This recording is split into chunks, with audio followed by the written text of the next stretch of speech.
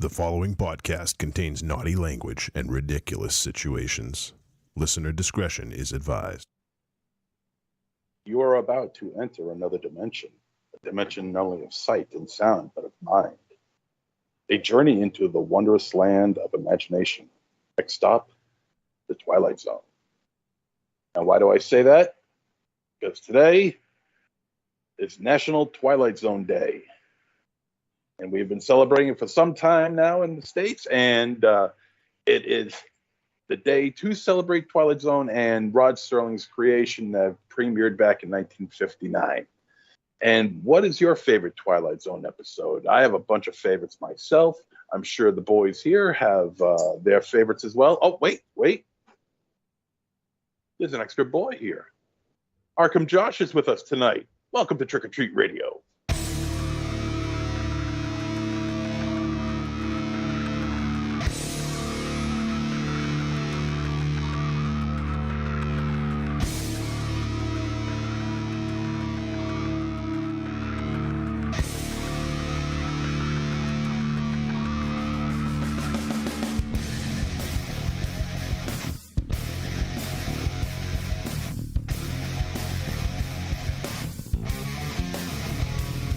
Welcome to episode 563 of Trick or Treat Radio.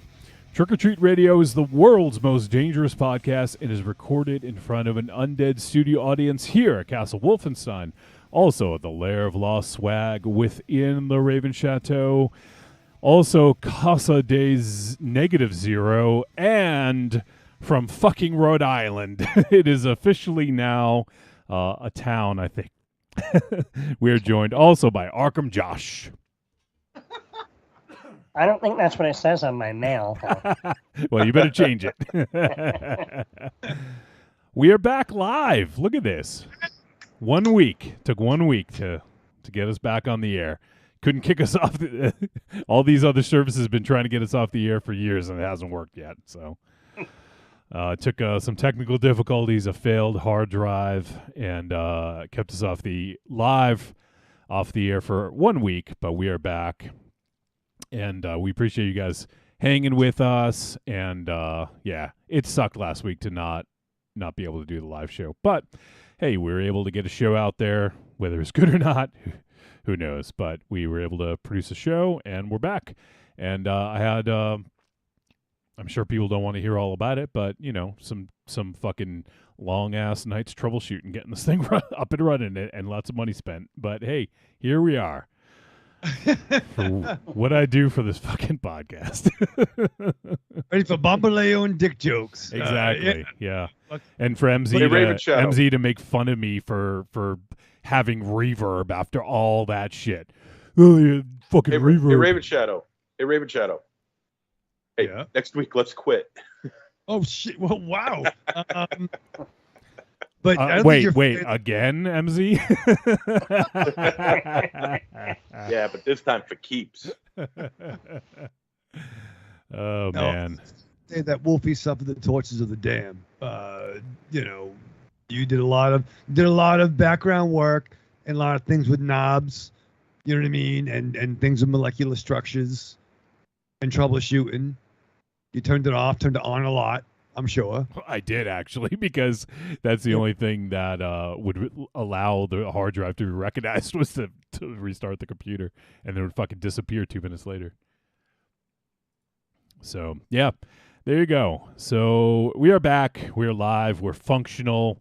The studio got, I guess you could say, an upgrade because of that. Now I have a faster, larger SSD for storage and running software. So there you go. All right. Well, we are joined by Arkham Josh. I want to dive into the show and start talking about some bullshit. But tonight we're going to be talking about two films, and those films are the third Saturday in October, Part 5, and the third Saturday in October, Part 1. Yes, you heard correctly. We're doing Part 5 and Part 1 in that order because that's the order in which they were filmed. They came out on the same day, and it's supposed to be a throwback. You know, we got like a 90s style slasher along with a 70s style slasher, and it's supposed to be a film franchise that, you know, you kind of jump in at part 5 and you kind of like, what the fuck happened in the first 4? And then we find out what happened in the first one. So it's an interesting sort of look at franchises, especially slasher franchises, and I'm sure we'll have a lot to talk about. But we'll be talking about both of those films, both directed by Jay Burleson. So we'll be discussing those a little bit later. And if you guys have thoughts, if you've seen either film, they're playing on VOD right now, you can go ahead and send in a voice message if you're listening live. If you're not listening live, listening after the fact, you can always send in a voice message and we'll play it on the air. Send it to podcast@trickortreatradio.com. And we prefer voice messages. You can use the voice recorder on your smartphone, tablet, computer, whatever, and then just email it. Or you can also go to trickortreatradio.com, click on contact, and then you can leave a voicemail right from there, right from the website. And you click the button to record. It gives you up to 3 minutes. If you need more than 3 minutes, you can send more than one. But as soon as you stop recording, it immediately just sends it to us. It ends up right in the inbox. So it couldn't be any more easy. And those are the ways you can reach out and get in touch with us. So feel free to do so. Either tonight, any night, next week, next month, 5 years from now, Raven Shadow. Maybe we'll still be doing the show. Who knows? Yeah, you know, the third Saturday in November could be fun. Or just, you know, why would it be the third Saturday in November? Why wouldn't it be October? Well, because that's already been taken. Oh, okay. So we can't even say that?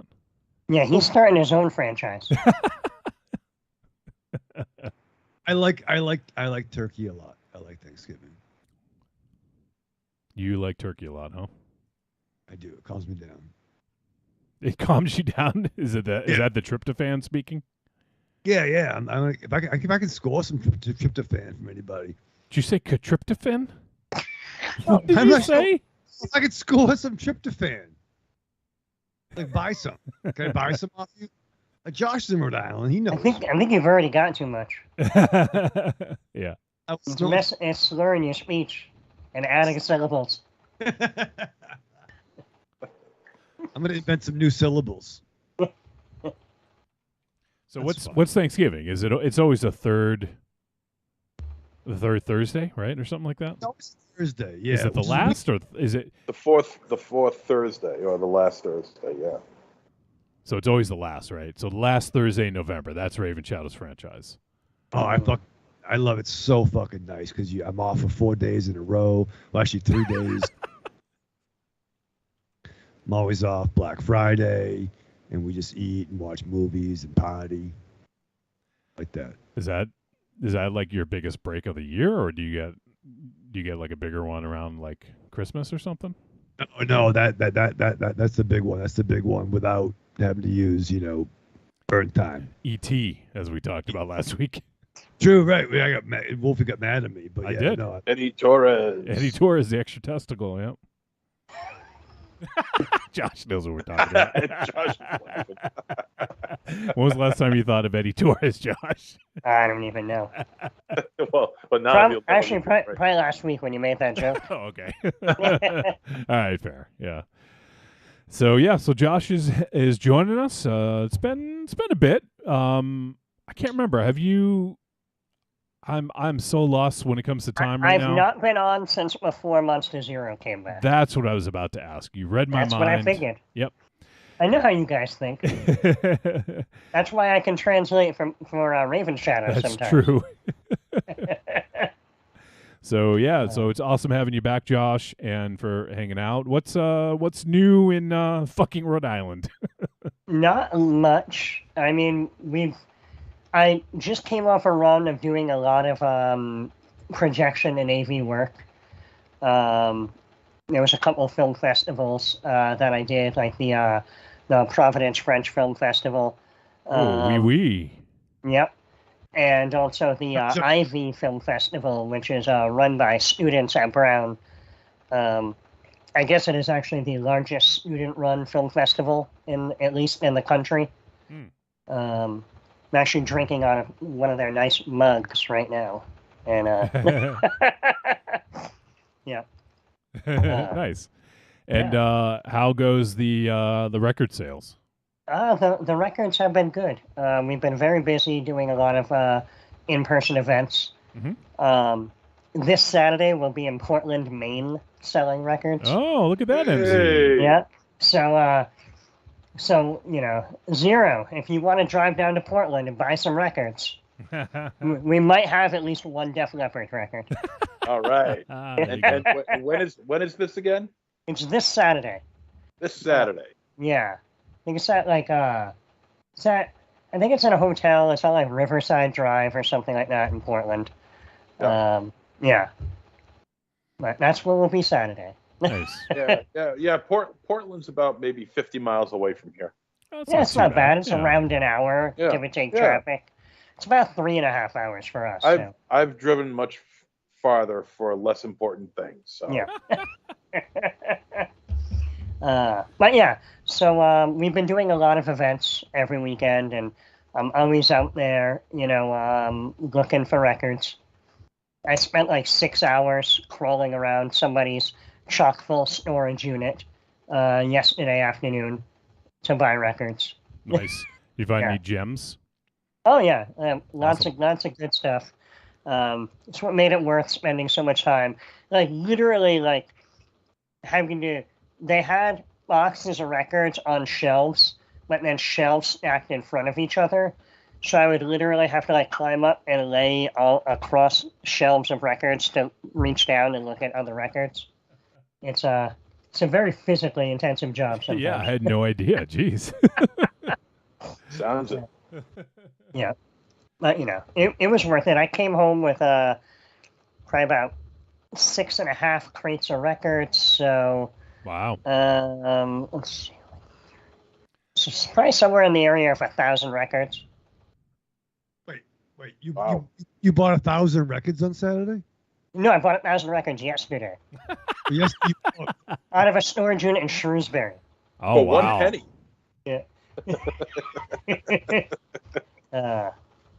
But yeah, That's pretty good. yeah, and I'm going back in 2 weeks because the guy also has boxes and boxes of cassette tapes. And I looked in one, and the entire top layer was all Metallica, Kiss, and Led Zeppelin. So I was like, I'm coming back. Nice. Message me, bro. Maybe we get some dinner like some gentlemen when you. Yeah. Yeah, Like some gentlemen. Yeah. exactly like Can gentlemen. only gentlemen get dinner together? Mhm. Yeah. Oh, If you okay. don't do it like gentlemen, then there's something uncouth about it. Yeah. Because What's that? The dish that you were talking about a couple of weeks ago, the pastrami pizza. oh yeah, with black olives. black olives. Yeah, Olives. Yeah. maybe we can try that. We could be. Or I can go down the street from your place and get Chinese again and play foosball with that kid. That That'd be fun. works at the Chinese place.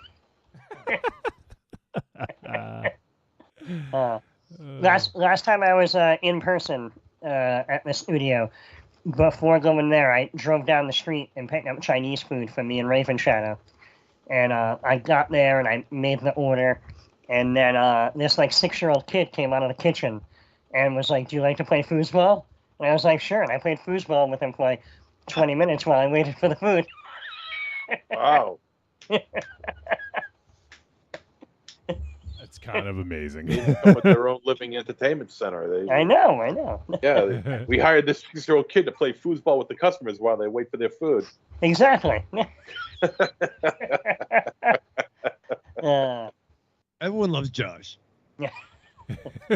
Did you beat him? No, he's there all day playing foosball. Oh, He's so way he's got better all the than me. practice in. Did Yeah. you let him win? Maybe at first, but he was Yeah. good. They started kicking my ass. They got pissed. I mean, to be fair, they've probably been like 20 years at least since I played foosball. That reminds me of the old. Most of you folks remember the playoff arcade days, right? Oh, yeah. Sure. And we'd go there in our early 20s, late teens, early 20s, and you could smoke in the arcade back in those days, and it was awesome. Like grown-ups playing video games. And we'd play there, around like, between whatever the fuck, 1 o'clock in the afternoon, and then till the other kids come in, the kids would come in and they would fucking like dominate Mortal Kombat. So there was a move that I learned from Aries and our buddy Andy. When the kids are kicking your ass, you'd have a smoke, and you'd like blow the smoke in their face, and then do like sweep, up, down, left, right. Yeah. Blowing smoke in kids' faces so you can beat him at Mortal Kombat. That was an Aries move. He would That's you know what? That's probably where they came up with the idea for the character Smoke from Mortal Kombat. Oh, he was awesome.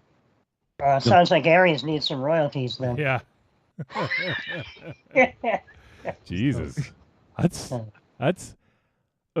Are you just saying that it was Aries because he's not here? No, I was there. I literally watched. I know, but maybe it was you, and you're just saying it's Aries because you're embarrassed to admit that it was you.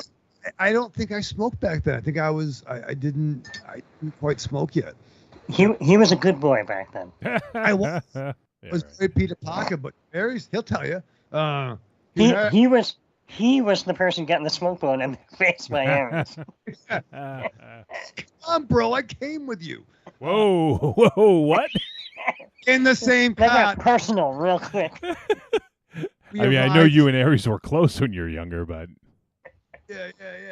I won't say Jeez. we are together. But that could be a weird. I'm gonna arrive. That's weird. we arrived together. Ooh, that's a- Simultaneously. but that was kids would come in. They would the older kid. I was the pup, so they would blow smoke in the kid's face. And that was fun. It was the '90s. Coming with Aries together, blowing smoke in kids' faces. What the fuck? Drug deals in Awfulness. the bathroom. Yeah, This is terrible. awesome.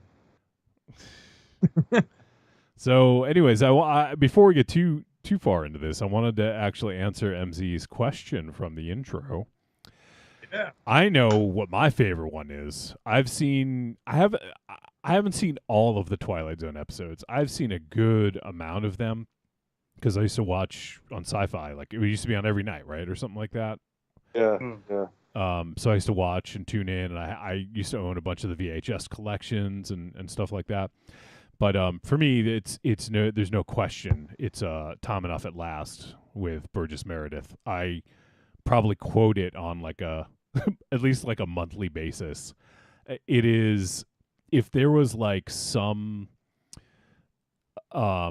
example of like my favorite style of storytelling, it is Twilight Zone style, but especially that, like with a horribly tragic ending. Like something is like horrible happens, but it turns out to be a good situation, and then it just becomes horribly tragic. And that episode alone with Burgess Meredith as Henry Bemis, it's just fucking the best. It's like probably some of the best 22 minutes of television like ever. But here's my question at the end of that episode. Can't he just wander around and find another pair of glasses somewhere? Well, how's he going to Well, find them? That's He just can't the see. well, that's the problem. He can't see. And he's not 100% blind in the dark. He probably knows where there's like a pharmacy that's got a bunch of reading glasses, and then he can get the strongest of those, and then that'll help him Yeah. walk around After so a he can. nuclear blast, sure, why not? Yeah, glasses will survive it. Of course they will. Glass survives a lot of things. Even titanium rims wouldn't be safe from that. He's excellent in that, and I love Burgess Meredith, but I think his best performance is in The Obsolete Man. His performance in that is just absolutely stellar, with Fritz Weaver, and just the stark nature of the film, and it's quite frightening to think of the episode nowadays, because part of the story involves getting rid of books.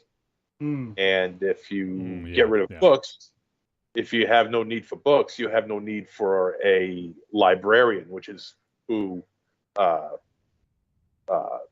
Burgess Meredith's character is, Mr. Wordsworth. And so it's kind of very symbolic as to what we're dealing with today. Very dark episode and strongest recommendation. Absolutely. And I watched an episode this morning. That's how I found out it was Twilight Zone Day today. It was The Silence. All about this braggadocious, loudmouth member of a highfalutin club for wealthy individuals. And he doesn't shut up. He doesn't shut up. He doesn't shut up. So one of the members says, I'll put up $500,000 if you stay quiet for a full year. Oh yeah. And he's locked in he's locked in that place.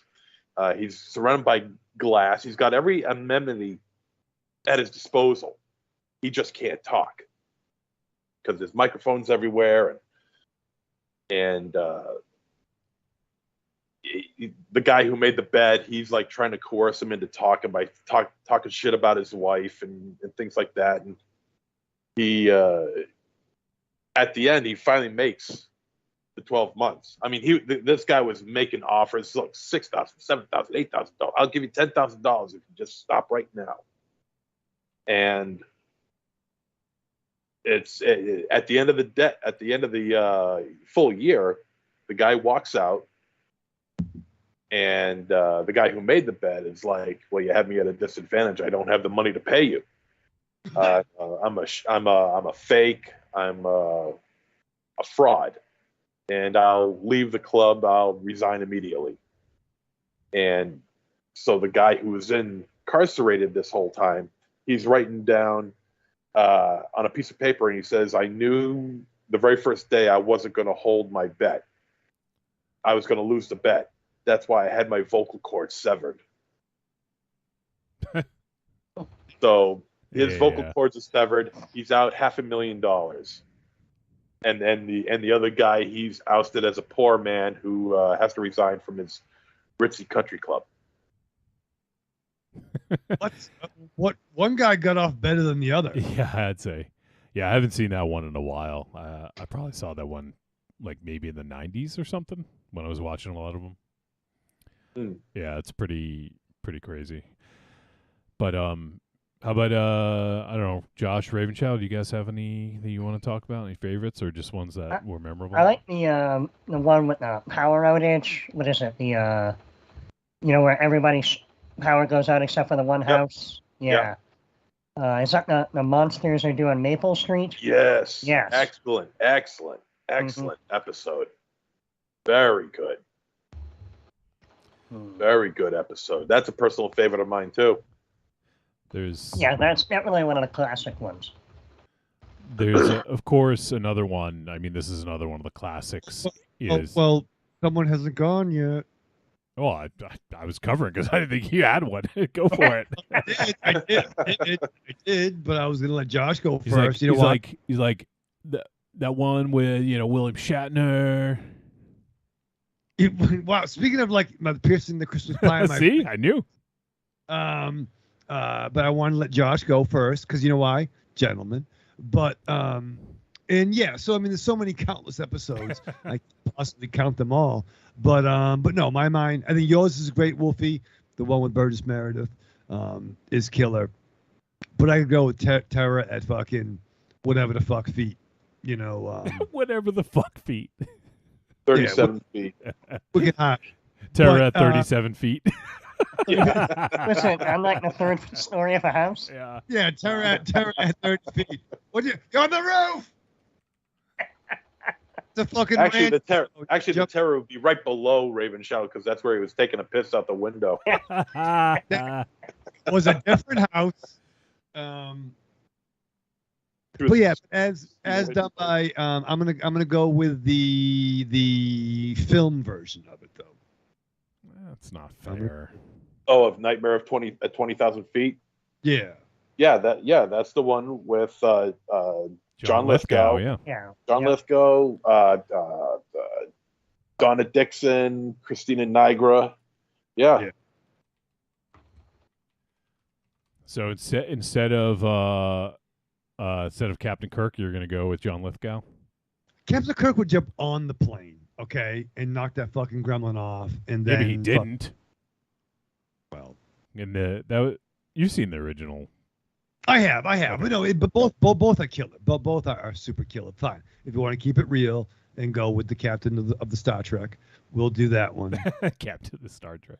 You know, they, Is that the name They of the actually ship? did. The Star Trek? Yeah. you know, on Third Rock from the Sun, they actually referenced What? that. Yeah. Oh, yeah, didn't they Because- meet and they were like, "Oh, I saw something," and they're like, "You saw it too?" Yeah, because Yeah. the big green, the big, excuse me. I think his master's name was the Big Head, and the Big Head was played by William Shatner, and Oh. Shatner's character says, "You know, I think I saw something on the wing of my craft when I came here," and Lithgow's like, "So did I," and it's a great line, and it doesn't get the reaction I really hoped it did. Unfortunately, it didn't get the reaction I hoped it did, but it's still funny to me. Third Rock was a pretty dope show. There was a great one where he did a callback to his role in Footloose, where he was yelling. I think one of the kid with the long hair. Oh yeah, Lithgow, yeah. What's his face? Joseph Gordon-Levitt. Thank you. Was head of the band, and he came in and yelled about being loud and dancing and like, oh, I see. Oh, that was Joseph Gordon-Levitt? Yeah, the little kid, the young boy In what? Wait, which movie? in Third Rock from the Sun. No, I understand that, but the movie that Raven shot of, what are you talking about? A movie called Footloose. Yeah, Okay, yeah.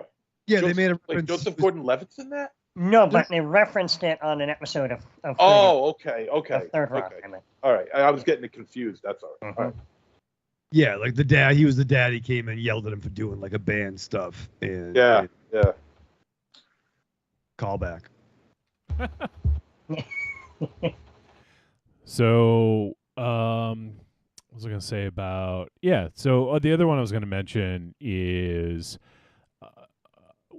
probably one of the best known, but Eye of the Beholder.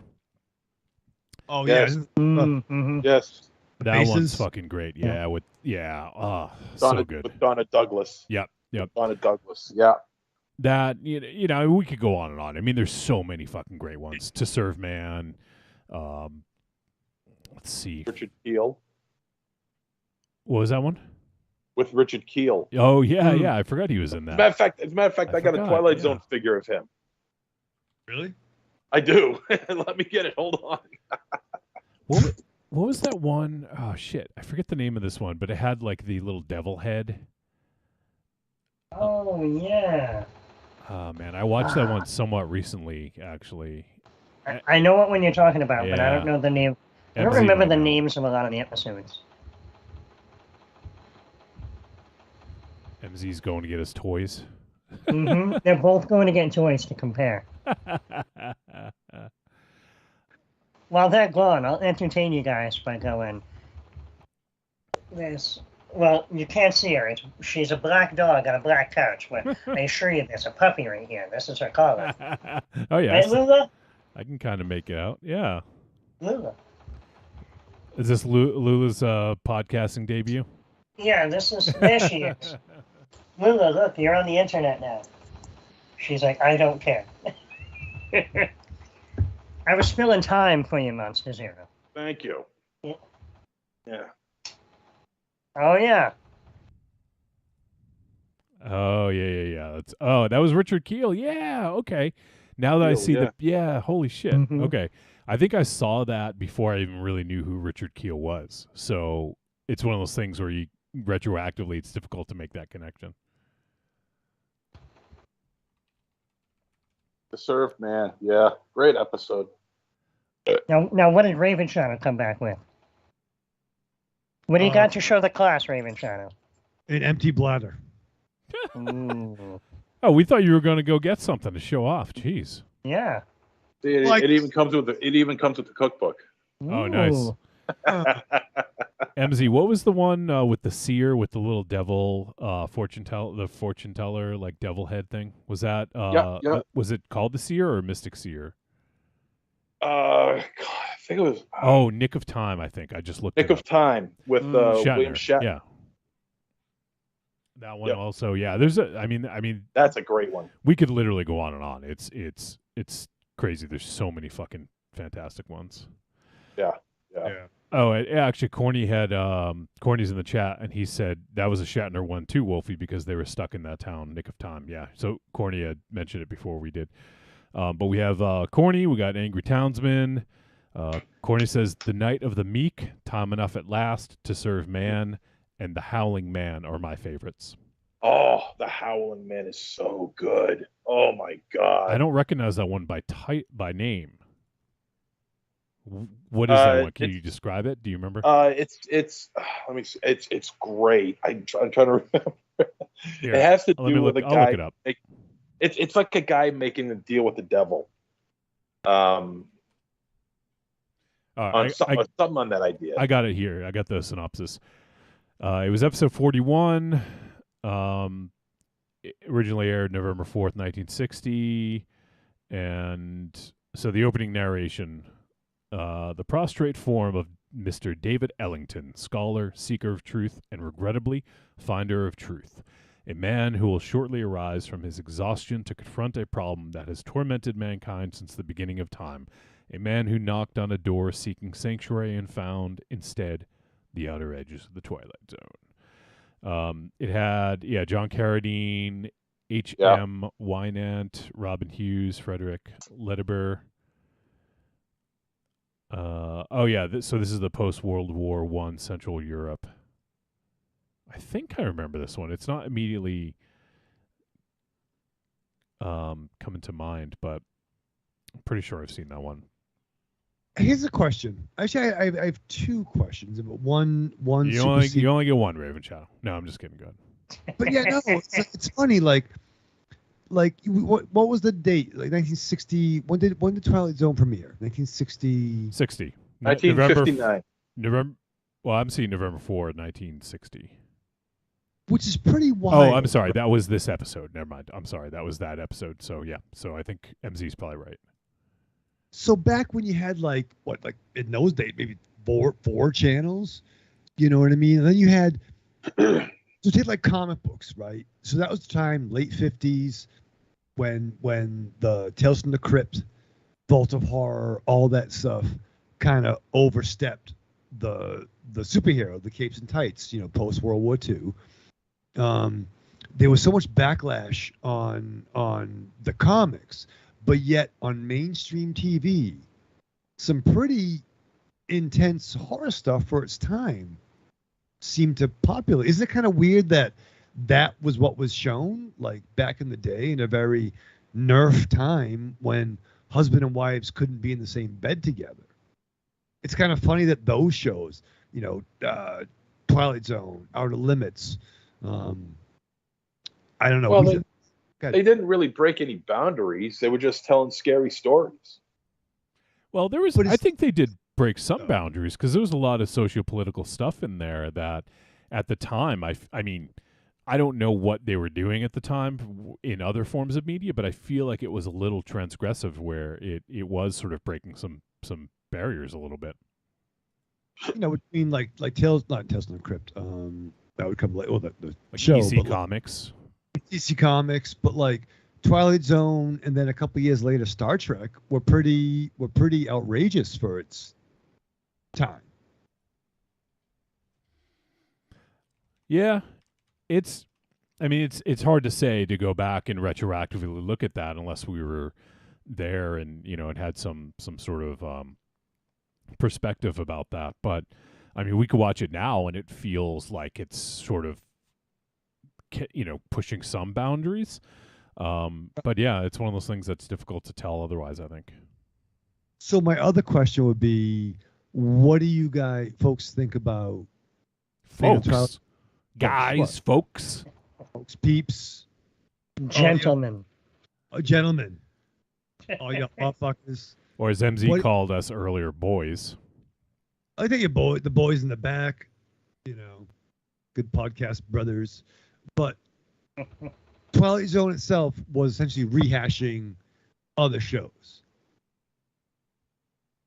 Would it have been more better if they just did more story? more better. More better. better. Or better. Wouldn't Like, it have been why- more better if what? Wouldn't it be more better if they You just? said it again. Double down. Okay. Wouldn't it be more better if they just did new shit? Like, why are they just going to the well again? Is that Wait, lazy? are you talking about the The Twilight Zone show, like The the movie. Jordan Peele show? No, the movie that The kill people. Twilight Zone the movie? Yeah, Twilight yeah, Zone the movie. Yeah, what about it? yeah. They would, but they just did the old skits. But Skits? they did, This well, isn't bits. Saturday Night Live. yeah, Yeah, but yes, Raymond Chandler, they recycled stories from the show. Yeah. that's Yes. what I'm saying, Wolfie. I'm gonna pump you up, but that's what I'm saying. Like, Okay. So That's- why did they do that? yeah, like why didn't they just make new stuff? Why do they recycle the What- old shit? Why do they make remakes? Why do they make sequels? They wanted to see big budget renditions of some of their favorite episodes. Why do people do And- anything? and- Why do people get up during the podcast and go to the bathroom? Because they got to pee. For fun. And it's been rumored for about a couple of years now that a sequel is on the way, but I don't know if it's ever going to happen. But At this it would be. At this point, would it be a sequel? Like, Right. Well, sure. Why not?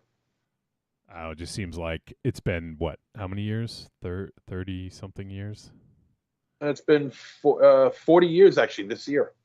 Yeah. Really? Was it Yeah. 83? It came out. I think it was 83, 82 or 83. I'm almost certain it was 83. Wow. Okay. Another great episode. And again, Yeah, it was 83. You're right. Yep. Okay. I don't know. I thought it was like reverberates- 85 or 6. it reverberates to what we deal with in today's world.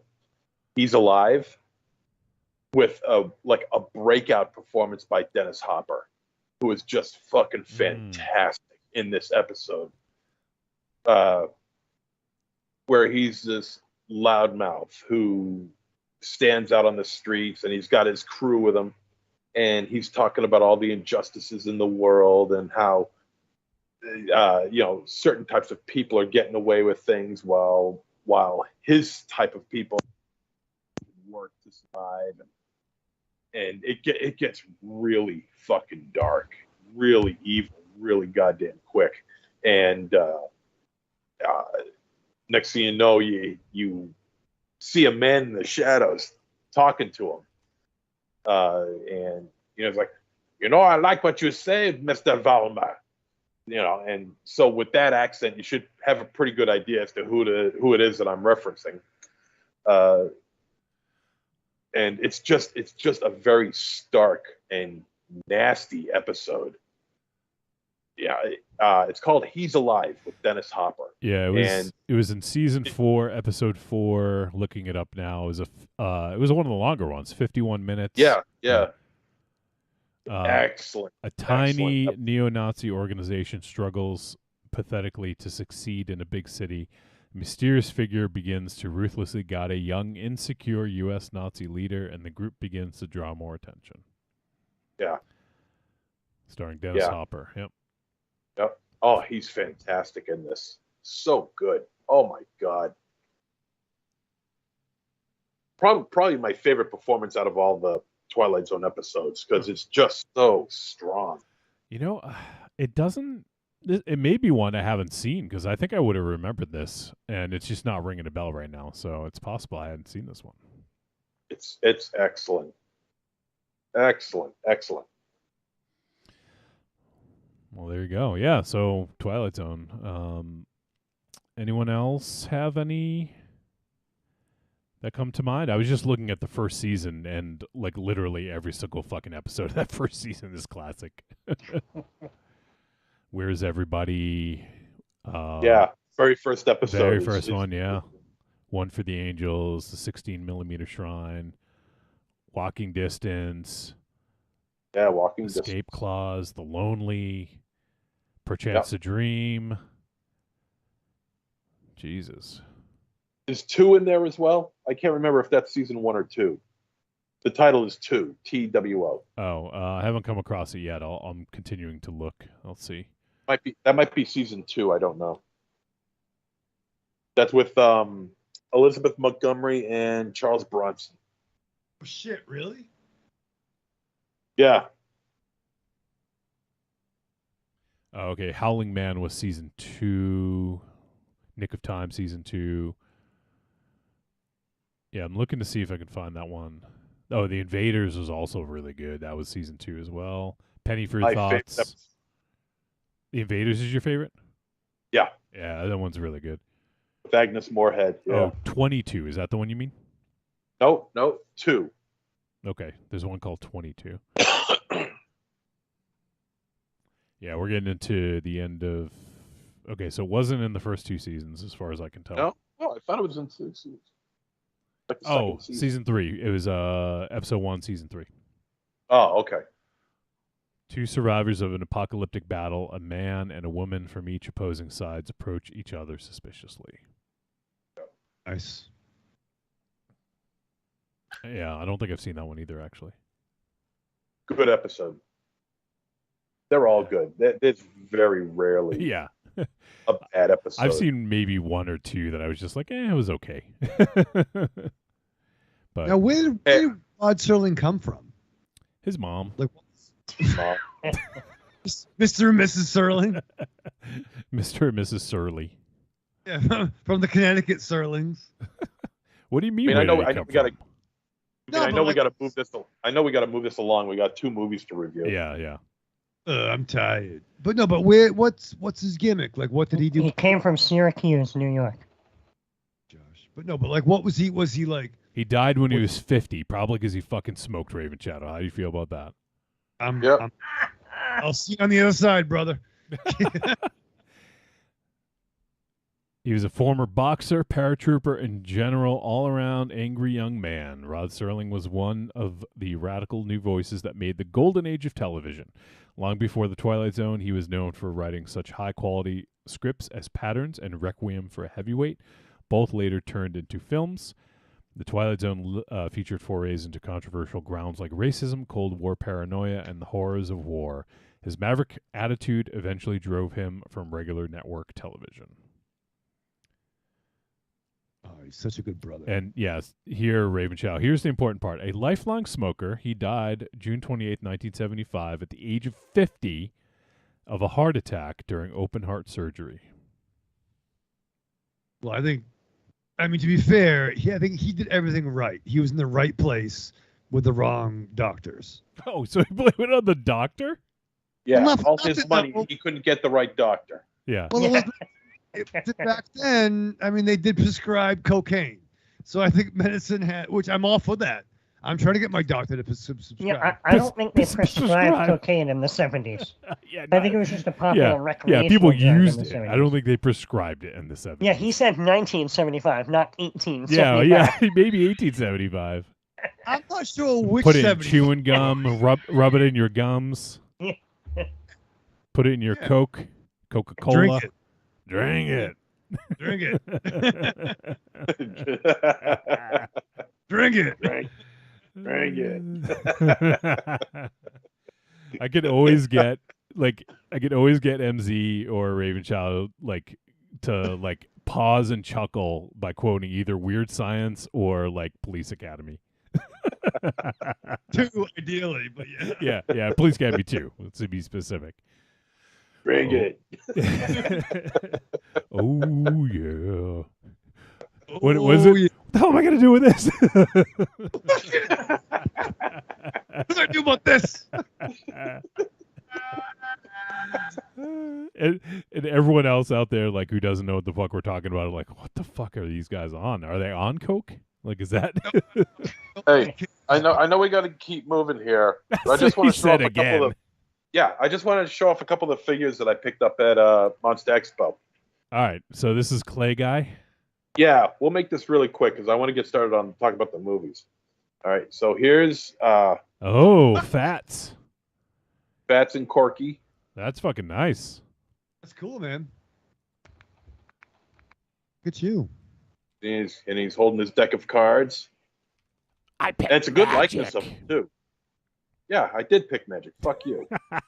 And That's it's a good, actually what he said when he went to the table and saw that figure. Yeah.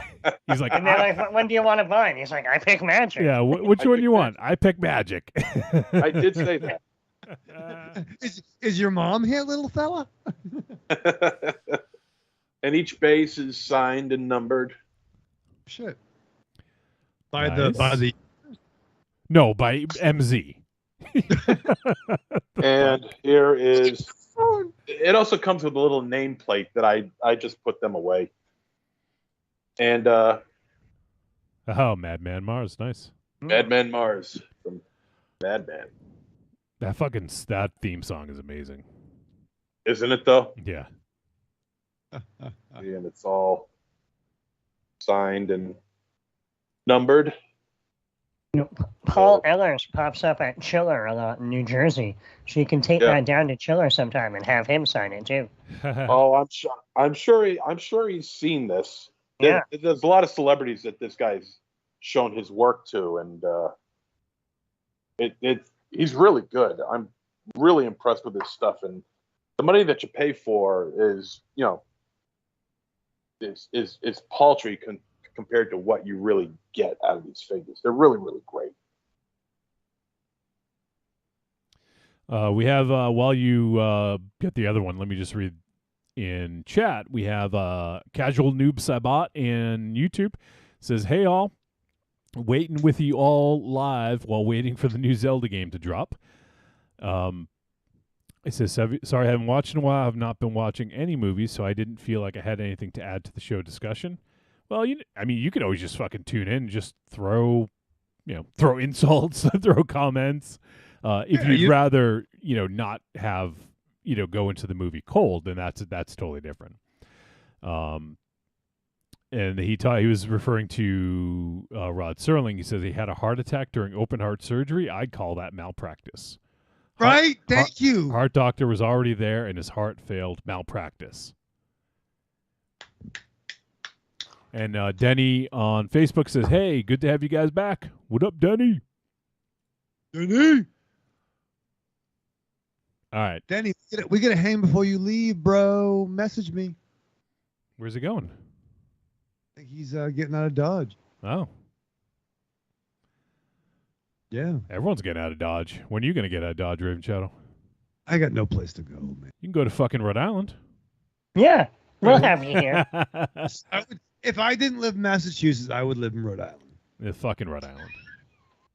Fucking Rhode Island. You'd probably be crashing on Joey Tron's couch. I'm between Josh and Joey Tron's couch. I Yeah. would be. We'll take Ollie. Have Ollie. You We'll could- travel. You could sleep I on. got a big backyard. You can camp out there. You can sleep on Josh's crates of vinyl. Yeah. I hear they're comfortable. I slept on worse. I slept on broken Heineken. Any more MZ, or is that all the ones you were showing off? I can't hear you. Oh, that's all the ones I'm showing off. Okay, cool. Just want to double check. All right, we should wrap this up because we do have 2 movies to talk about. We are going to do them in one chunk, so we're not going to do 2 distinct film discussions. What we'll do is, I do want to start with part 5, and then we'll kind of get a little bit into part 1 as well. But But then we're going to get all the intricate plot details mixed up. yeah, exactly. All right, so let's start to wrap this up. There are some ways you can support us if you guys want. And honestly, we could use a little bit of support because, as I mentioned, the cost to get the show up and running, we actually had 2 things. 3 or 4 weeks ago, my graphics card died. And it was making the live show run incredibly slow. And you guys remember things kept crashing. I think that was related to that because the graphics card was going and it couldn't handle because I have the graphics card processes all the software that I run as opposed to the CPU, which I know Raven Shadow knows what that means. But anyways, so I had to get a new graphics card, so that was $400. And this past week with the new hard drive, it was $100. So it was all out of pocket, and the Patreon stuff basically pays for the show, the weekly show. It pays for the, I've kind of talked about this before, but website hosting, the podcast hosting, the streaming software, XSplit, and other software that we need to do the show, and also the fast internet that I need here to be able to stream the show without any hiccups. So that pretty much, the money we get from Patreon pretty much covers all that stuff. It doesn't really cover, surprise things. So, if people were so inclined and they wanted to support, we're not going to do like a fundraiser like we've done in the past when we needed a new computer and air conditioner and all that stuff, because that was pre-Patreon. And we appreciate all the support you guys give. If you're already a Patreon supporter, don't worry about it. You guys are already helping us out. If you're not a Patreon supporter, I would recommend hopping on. And, you can join for as little as $2 a month, and you get a Patreon exclusive episode every month. We're actually going to be recording this weekend. We got a kind of a cool thing that we're doing. I think we mentioned it last month, but we're going to be doing the Unsung Heroes of Horror, and we're going to be talking about some filmmakers that have made an indelible mark in the horror world without being known as specifically horror directors. So, let's just say, throw out a name here, Stanley Kubrick. He is not... Never heard of him. Yeah, who?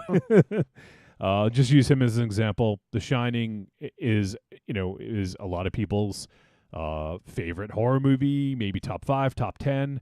But if you look at him, he's more of an auteur, and he dabbled in it, but I wouldn't say that he was a horror director. So that's just kind of an example. There's a bunch of others. We have a whole list that we're going to go through. If you guys have ideas that you want to submit for Unsung Heroes of Horror, you can go ahead and send it in Discord in the Patreon only chat, or you can always send an email, voice message, whatever. Just make sure it's labeled as Patreon or Unsung Heroes of Horror, and then we'll solicit for feedback for the next time.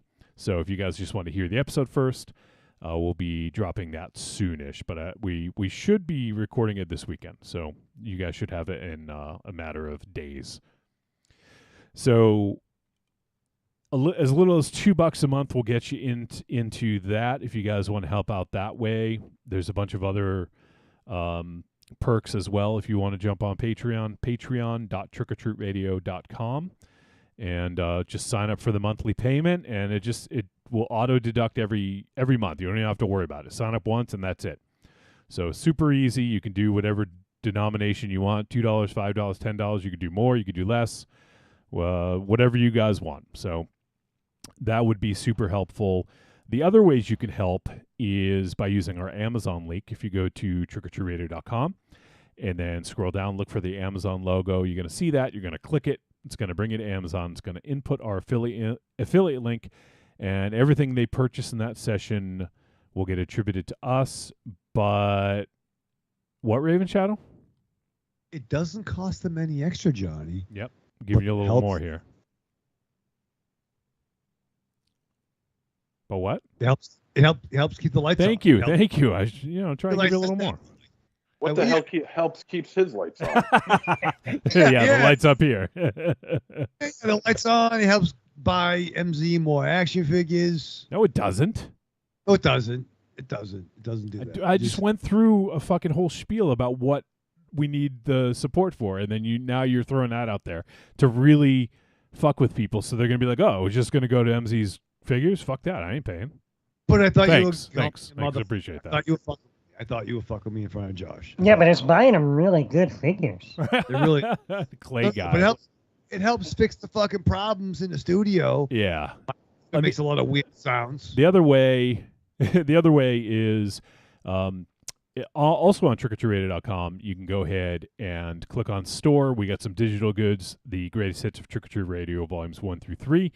So it's kind of a nice little sampler of the first several years of Trick or Treat Radio. If you don't have the time to go back and listen to every single episode, it's a great way to kind of hear a little bit of the past.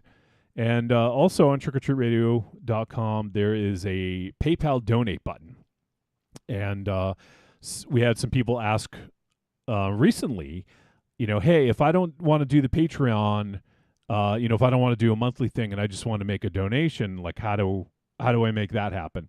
So you can go ahead and do that. You can go to the front page of trickortreatradio.com, just scroll down, look for the donate to PayPal.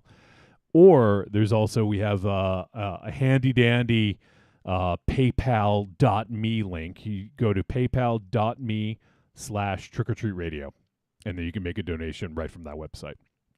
So, and I want to give a big shout to our girl Rachel over on the Zombie Girls. She had sent a donation already, so that is super fucking awesome, super kind. So thank you very much, Rachel.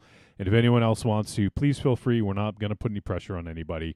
Patreon, the Amazon link, the greatest hits on trickortreatradio.com, or if you just want to make a one-time donation, paypal.me/trickortreatradio. So you guys do with that what you will. We appreciate any and all support. All right, Raven Shadow. So you sit down to watch 2 fucking movies. Part 5, Part 1. Are you doing Part 1 first? You doing Part 5? You doing 5, 1? What? I don't know. I don't know what you're doing. I don't do. Well, you don't know what you're doing either. But what did you do to prepare for this double feature this week? I had a little fucking gathering over the house, Johnny, on this past Saturday. What the fuck? You didn't invite me? Well, you wouldn't. You didn't invite MZ? What about me? Yeah. What the? You guys Holy so shit! far away. You didn't invite any of us. Josh is in fucking Rhode Island. It is, but here's the thing. So it was free comic book day at the shop in all the local or more than local comic book stores in the world. It's always unlike this horror movie, it's always the the first Saturday in May. That's kind of funny. Is always free comic book day. So we had a big event at the shop, and only you 3 on the show would know this, but we expanded. So we took over Jellies. So now we have all that extra space. So oh wow! So the store took over that? Yeah, because they rented from the store and they, I see. Okay. Wow, So, yeah. Jellies is gone, huh? Yeah. Gone. So we have we broke down the walls like that Run Of DMC. Jericho. Look, where Jericho, yeah. We said, Chris Jericho, tear down that wall. But we came over there, so we had the events. We had saw some friends from the show. Saw D Rook was at the event. Oh wow. Yeah. He's doing good. Good enough to get out. Looks so good. Looks very handsome. Killing it. Good brother Captain Sidious was there. He was killing it. Oh, nice. Yeah. So I saw him. Friend of the show, Liz, was dressed as Black Widow. Oh yeah, I saw that. That she looked awesome. Yeah, killer. And a bunch of so then I had a after party. So all the folks who lost. Look at you.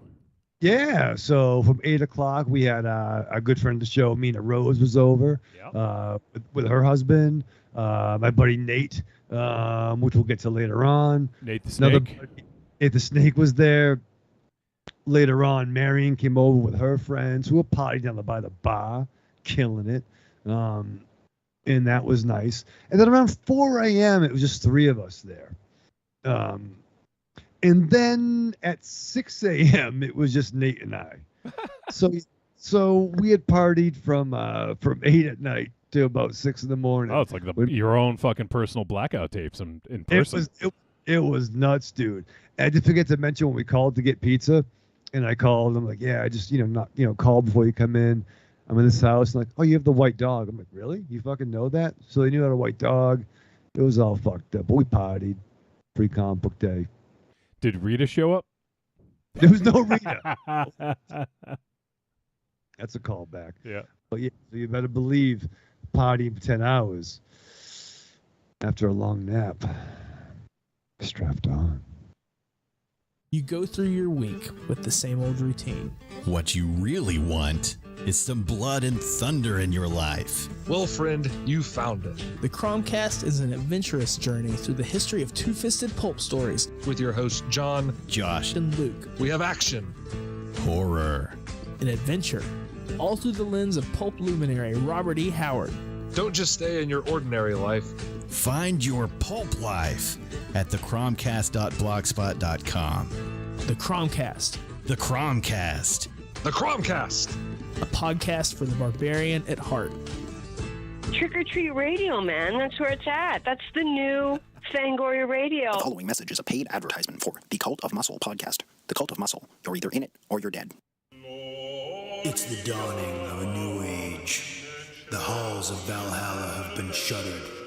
The heroes of yore have either retreated to the shadows or taken to capering for the amusement of the small folk. Their past glories a distant memory. The barbells have been torn from their once puma-strong grips. The beards shorn from their square jaws, only to be transplanted onto flannel-clad, puny weaklings with fingers barely powerful enough to strum a ukulele. The time has come, my brothers, to restore order from the chaos. No longer will our heroes be forgotten. No longer will their great deeds be viewed through a foggy lens of irony.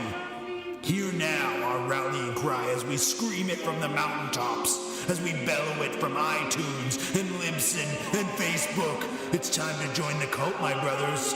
So don your cloaks and enter the Cult of Muscle. This is Chocolate Beast.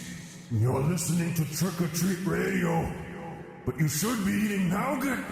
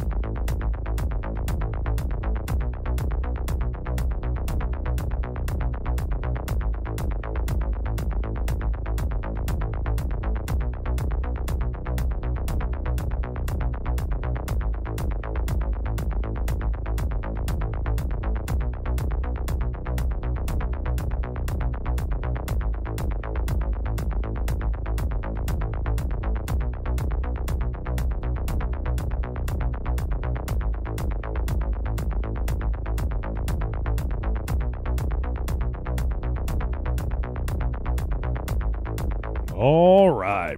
We're back on Trick or Treat Radio.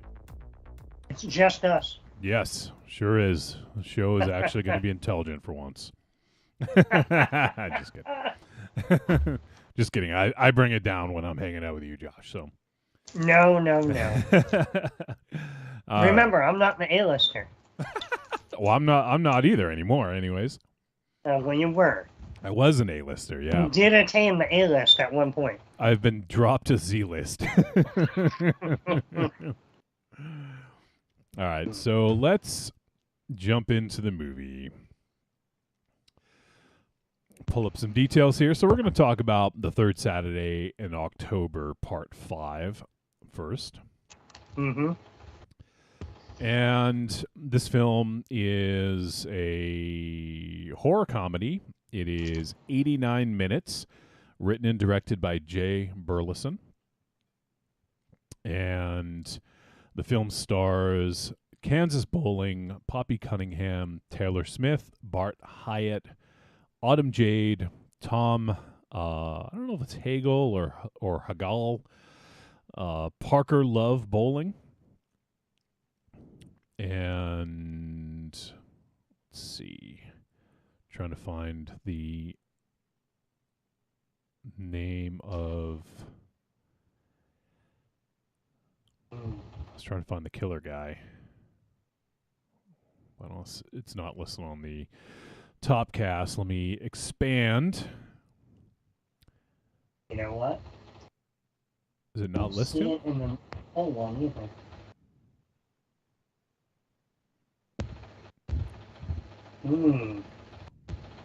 Harding, right? Was that his name? Harding? Think so? Yeah, Antonio Woodruff. Okay. It's like last name listed in the credits.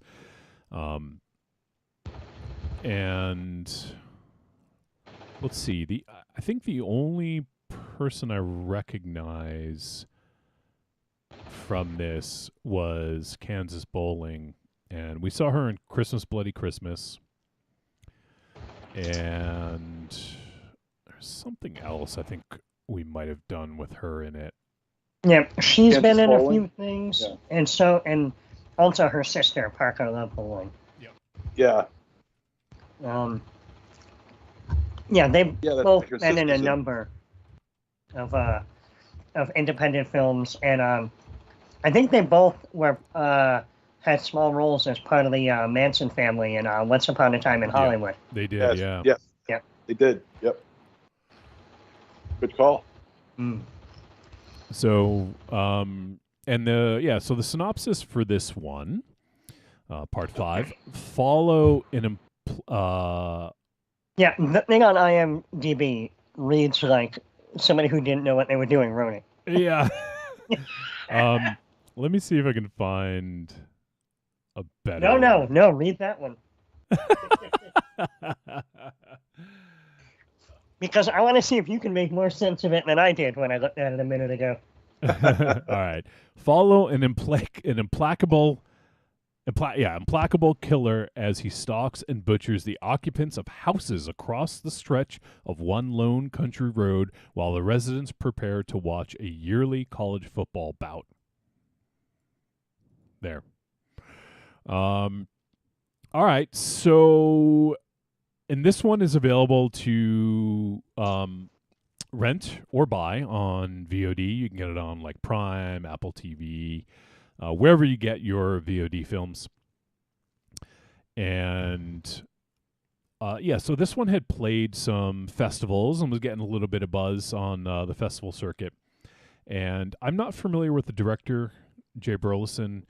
I think we mentioned last week briefly that he had worked on a film that was released by Troma. I don't know if it was a Troma production, but he did a film called The Nobodies from 2017 that I believe that was the Troma one. He also did, he's done a few things here. And A House in Your Neighborhood was another horror film that he did. So I think it might have been The Nobodies was the Troma released one. But anyways, there's definitely a Troma connection here as well, as I'm sure we'll talk about. But so the interesting thing about these two films, so we're going to talk mostly about 5 at first, but we're going to also talk about part 1. I'm probably not going to do it justice, but Jay Burleson decided to make part 5 as sort of a tribute to horror franchises back in the old VHS days. You know, you'd go to the VHS store, you'd look for something, and then you see like whatever part 5. And, you know, it's funny, I actually talked to T-Dog about this, and she said kind of something similar is when she found out about the Howling series, she remembers getting part 5 first. which I thought was kind of funny. So I don't know if that's sort of a, you know, like maybe a touchstone for some people, or for, you know, the director in this, is that for whatever reason sometimes people seem to find the part 5 first, but or I think just in Yeah, go ahead. general that like with so many of these franchises, people have seen sequels before the original. yeah. Like I saw Friday the 13th Part 3 before I saw any of the other ones. I saw Texas Chainsaw Massacre 2 before Texas Chainsaw Massacre. Sometimes it's just how you access things. Or Yeah, I can relate to that. I remember when we got our first VCR back in 1985, one of the first films I rented was Friday the 13th Part 5. There you go. Yeah. So, I saw Aliens before Alien. Yeah. I saw yeah. Evil Dead 2 before Evil Dead 1. Just how it Leonard Part 6. There you go. Unmasked Part 25. There you go. Yeah.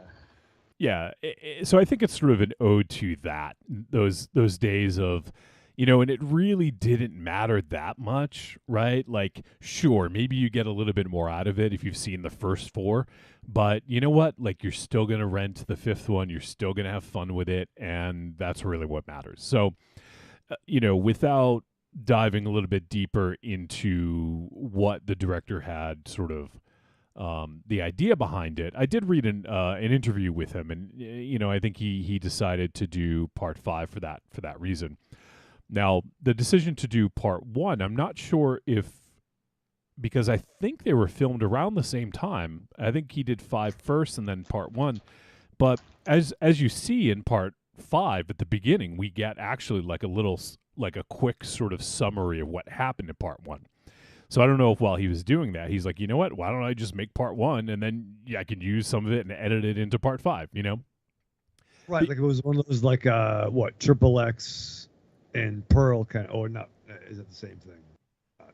But they were making it, let's make the yeah, well, and that was, you know, and that's a different, you know, that's obviously like different. I know you don't mean it's the same, but yeah, the thing about that was that when Pearl was, when X was released, they're like, oh, and by the way, we filmed a prequel in secret, and you know, that was like a big shock because nobody knew or didn't really know much about that, and then that just kind of dropped a few months later.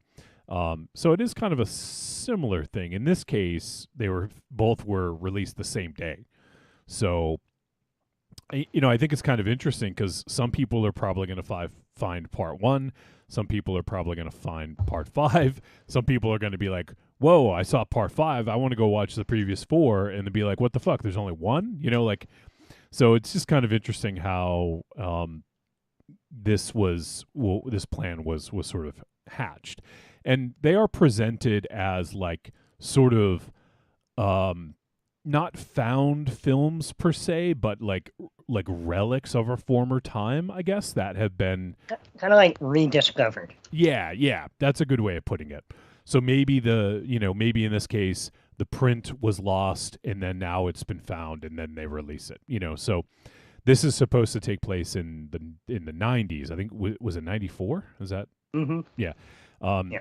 Which actually I'm going to take a little bit of take that to task a little bit in a bit. But yep. But yeah, so this one takes place in 1994, and it's funny. It's it takes place in Alabama, and I think Corny actually, our buddy Evil Corny had mentioned that it was filmed down there as well. I actually didn't know that when we were watching it, but yeah, so and college football is a big thing in a lot of the southern states, and in this town it was huge. It was like everyone did it. You can see it was not just the jocks, but it was the girls, it was the physical therapist, the handicapped, like whatever. Like everyone was into this. The whole town was in caps, sort of like encapsulated in this sort of local hysteria, I guess you could say. So, and it follows this, I'm forgetting the character's name now, but the character who is the killer. Jack Harding. Jack Harding. Jack Mayoffer. Jack Mayoffer. Jack Harding. That wasn't exactly it. Jackariah. Jackariah, thank you. Jackariah and Jackariah, Jack Harding, I think. So so we see he was executed in the 70s at the beginning of part 1, and we see like a little sort of like montage of it here in part 5, and he was electrocuted, his eye blew up, like all this whole thing, and then they bring him to this is something we see in part 1, but it's worth mentioning here, I guess. But they bring him to bury him, and then as they're about to bury him, he comes out of the casket and then just starts killing people. And so there's no rhyme or reason. It's kind of like Michael Myers, kind of like Jason Voorhees. Like, they're just supernatural beings with no rhyme or reason as to why they do what they do. So, and, it just happens that he strikes on the day of, this big football game that happens every year. Although leading up to this one, I think they said it had been, 15 years since he was last seen or something like that? Yeah. So it had been... I think they said the last time he had been seen was like 87. Okay, so it would have been... That's right, 7. So it was 7 years. Yeah. So it had been 7 years since he was last seen, which makes me wonder, like, what is part 3 or 4 like? Whichever one, like, did they find a way to get him to stay away for 7 years? Like, I'm kind of curious about that.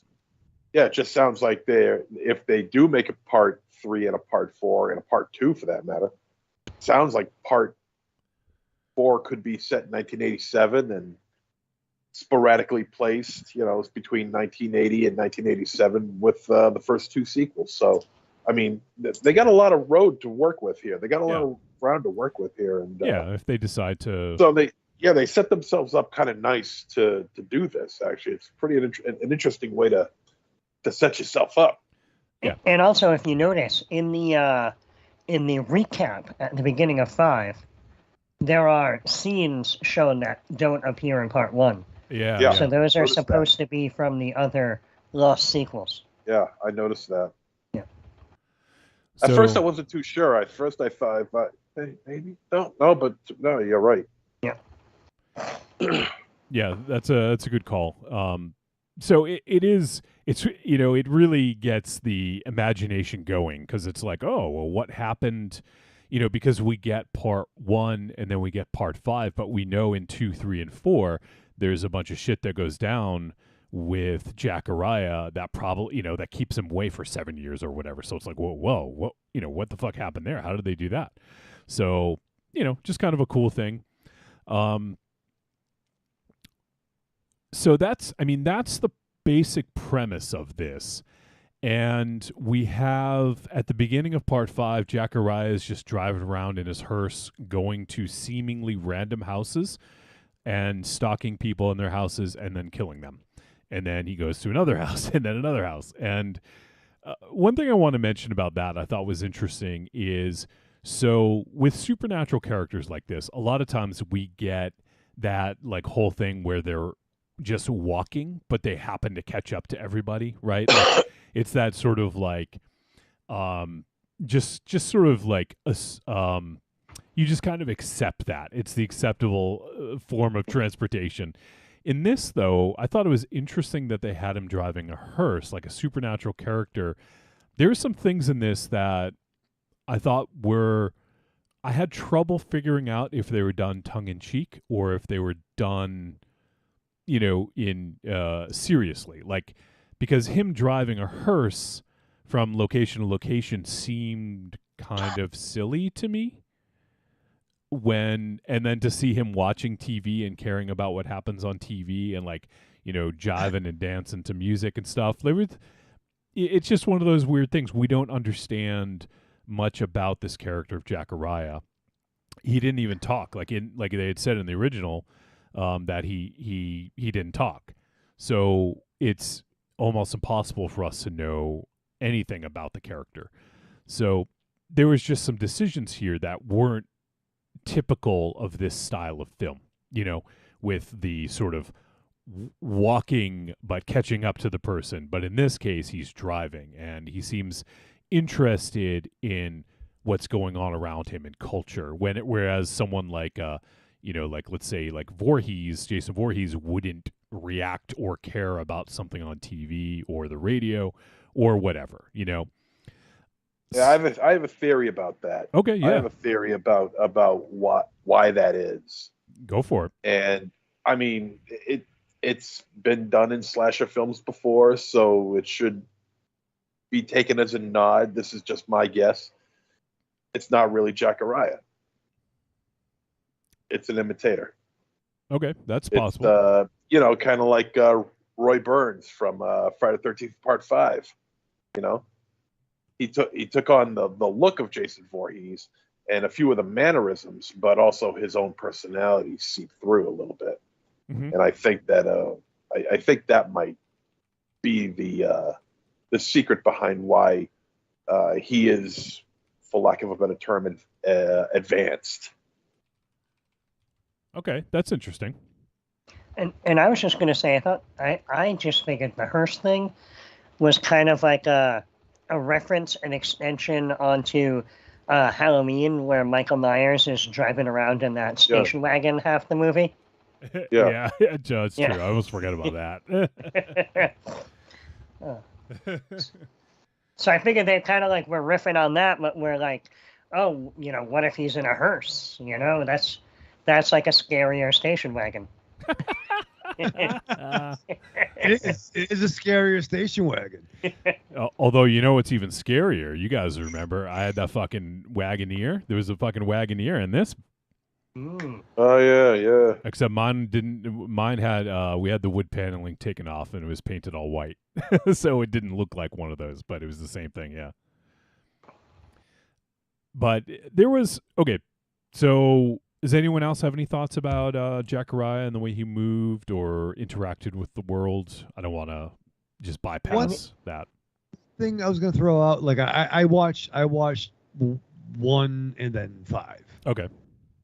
Yeah, we may have watched them in different orders. I had a feeling you would.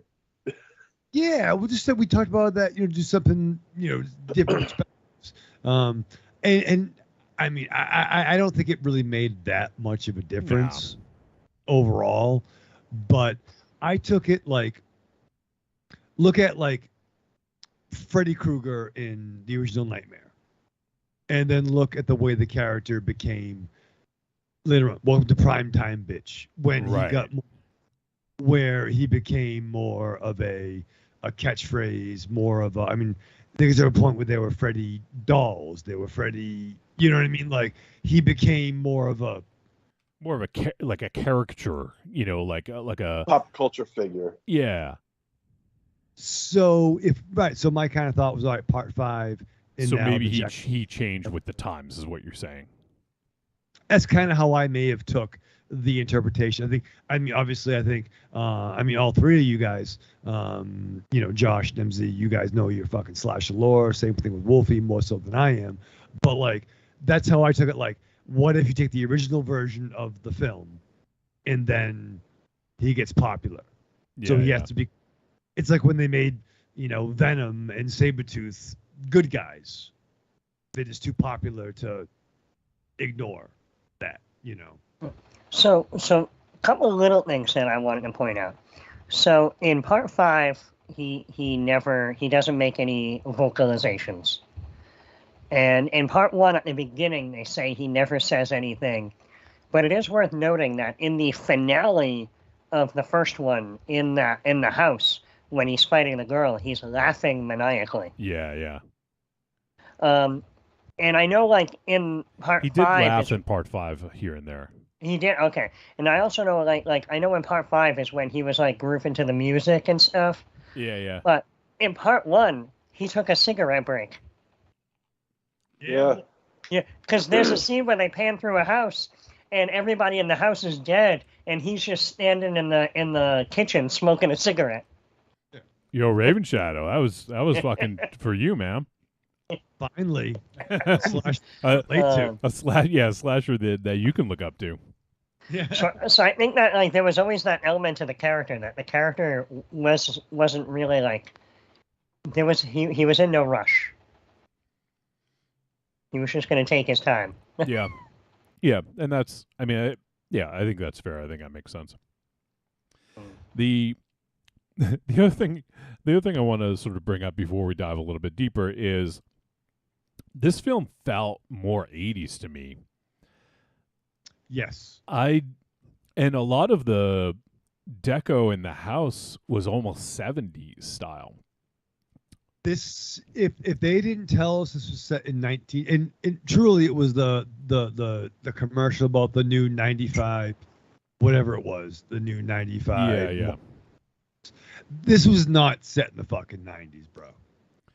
And maybe that's that's on purpose to, maybe in 94, they were trying to make it have like an 80s aesthetic or something to it. No, you know what it's Go ahead. I was also going to say, if you just look at how trends and things evolve, in '94, half the stuff you were looking at still would have been from the '80s. Well, sure. If it was house decor, clothing, things like that, it wouldn't have become the stereotypical '90s until you're making it in like '98. I don't know though, but remember early '90s, like fucking the big, what do you call it, skids, all the colors. Yeah. Oh, neon. But then again, I mean, I'm not trying to shit on it, but maybe 90s in Alabama was a little bit different. Sorry, Corny, than it was. Maybe they were a couple of years behind. Are you trying to say they're a few years behind? I'm not saying. I'm saying some folks probably watch TV, but it's not plugged in. That's all I'm saying. Look, I was plenty annoyed by the appearance of these characters, because you have not one, but you have two characters who are wearing mascara, okay?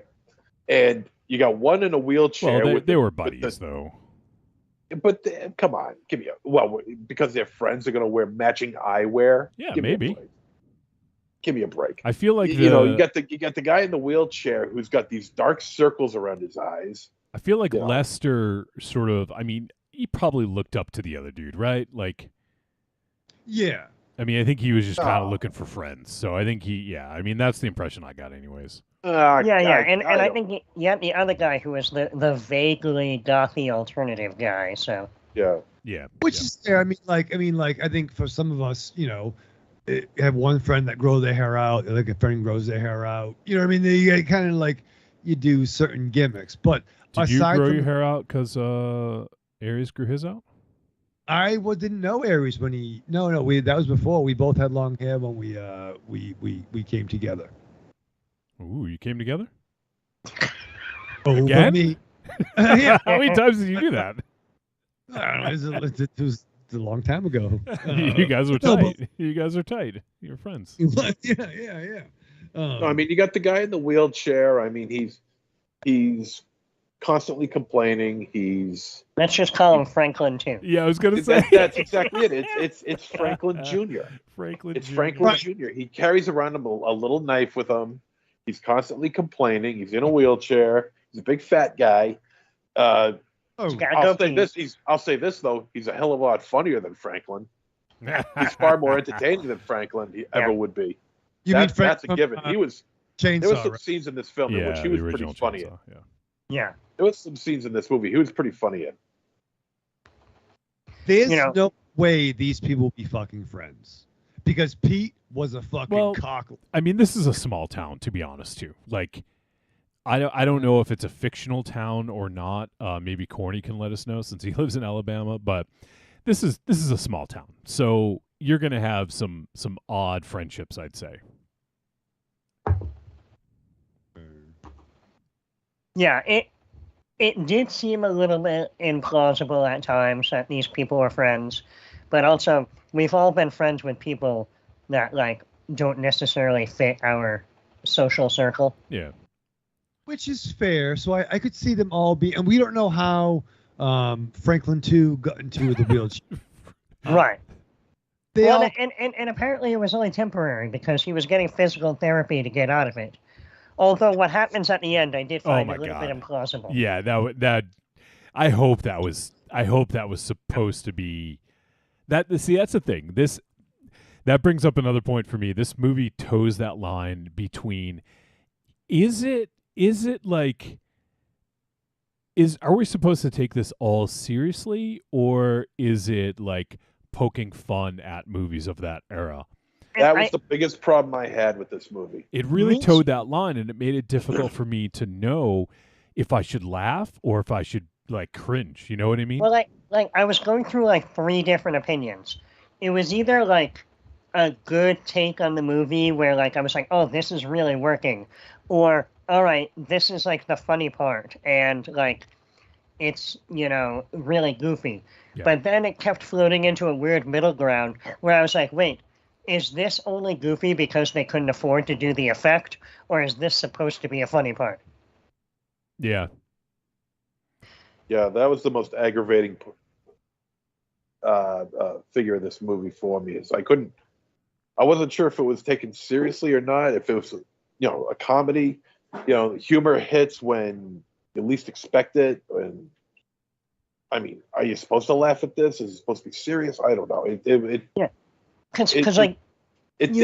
hover in that middle ground, like you were talking about, Josh. Yeah, when you'd have like a kill scene that was kind of mean spirited and done well, and then like the next scene would be something completely goofy with like somebody getting their head entirely torn off by hand or something. You know what I mean? Yeah. And yeah. Or like, okay, so we mentioned the I forget the character's name, but the guy who owned the house where they were all going to watch. No, that was his Mima's house. Oh yes. It was Peter. Yeah. Okay, I'm just gonna call him Frat Boy Randall. Yeah, there you go. But like so like it starts off where like the killer's interaction with him is very mean spirited. But then it gets goofy, and I can't tell if it was supposed to be goofy or the effects were just not that good. I don't know if you guys have. I mean, is it supposed to be a take on '90s horror where the effects couldn't have been that good because of the MPAA busting their ass all the time, saying we can only show a little bit of it here, so whatever effects do make it on the screen are going to come up looking lackluster. I think it's that because I thought there was some good gore in this. I thought there was a toe gag that was done pretty well. Evil Corny literally just typed the foot job was messed up. Yeah. There was a cock related scene that was pretty terrifying. And let me just and that scene there, the toe scene, or foot scene. Yeah. That was like the biggest idiot plot situation I've seen in a horror film in a long ass time. Oh sure. I mean, I don't know if it was supposed to be taken seriously or not, but give me a break, okay? The guy has a T-shirt stuck in his mouth. Are you trying to tell me that he can't? Or a shirt or whatever it was, but the point is that he couldn't spit it out of his mouth. He could have spit it out the entire time. Yeah. Well, he also could have very easily gotten his hands free too. If he was really getting ready to take on 2 girls, he better have stronger tongue muscles than that. That's fair. That's fair. Jesus Christ. Son of a bitch. Son of a bitch. As he's pissed at him. But like there's lots of little inconsistencies. Like the film, it even has a weird character inconsistency. Like, apparently that one girl can help Franklin 2 up the stairs, but his own physical therapist can't. Yeah. Right. That fucking tore my reality apart. Like, wait a minute. Yeah. And so that's so it's because of that sort of towing of the line that makes it difficult to know, are we supposed to be in on the joke, or are these inconsistencies in the way that it was made? and not knowing, I think, really makes it difficult to get a good sense of how to view this film, And I'm not looking for a director to hold my hand and be like, this is all satire, this is supposed to be all be funny, and with the opening sort of crawl, that appears, it to me it seems like it's supposed to be satirical, but there are some things that really, I feel like there's not enough tongue-in-cheek moments to make, to be like, like elbowing you in the side, like, like, you see what we did? It was almost a little bit too serious. So it seemed really silly, inconsistent, and sometimes cringy, Corny makes a good point. He says, it being at Mima's house explains why the house looked dated, which I agree. Yes, that definitely looked like a like a grandma's house. Yeah, I assume Mima is a grandmother. It would be my grandmother. assumption. Yeah. Yes. Yeah, I mean, we never call them that, but no, that's a really good point, Corny. That's pretty smart. Yeah. So that's just something else that is a good point. There is some other stuff that I feel like maybe felt in that age. It's funny because we can look back now and be like, oh, well, that looks so 80s or so 90s, but there wasn't a hard delineation between the decades. It's not like in the 90s everyone changed the decor in their house and and signs and buildings. Of course there's like in my house I grew up in, I think we had wood paneling like up until like the 90s, so like I'm thinking about it now, and it's when you go back and sort of remember, it's like we have these hard cutoffs for decades, and oh, well, that's not 80s and that's not 90s or that's not 70s or whatever. So I think that, and you know what? Maybe this is, for instance, maybe this is the director, maybe this is his experience. Maybe his Mima's house in 94 looked like it was straight out of the 70s, and that would have been accurate. So for me to say that this felt like it was 70s or 80s is, having the 2020 vision, of looking back and saying, oh, well, yeah, that's reminiscent of that time.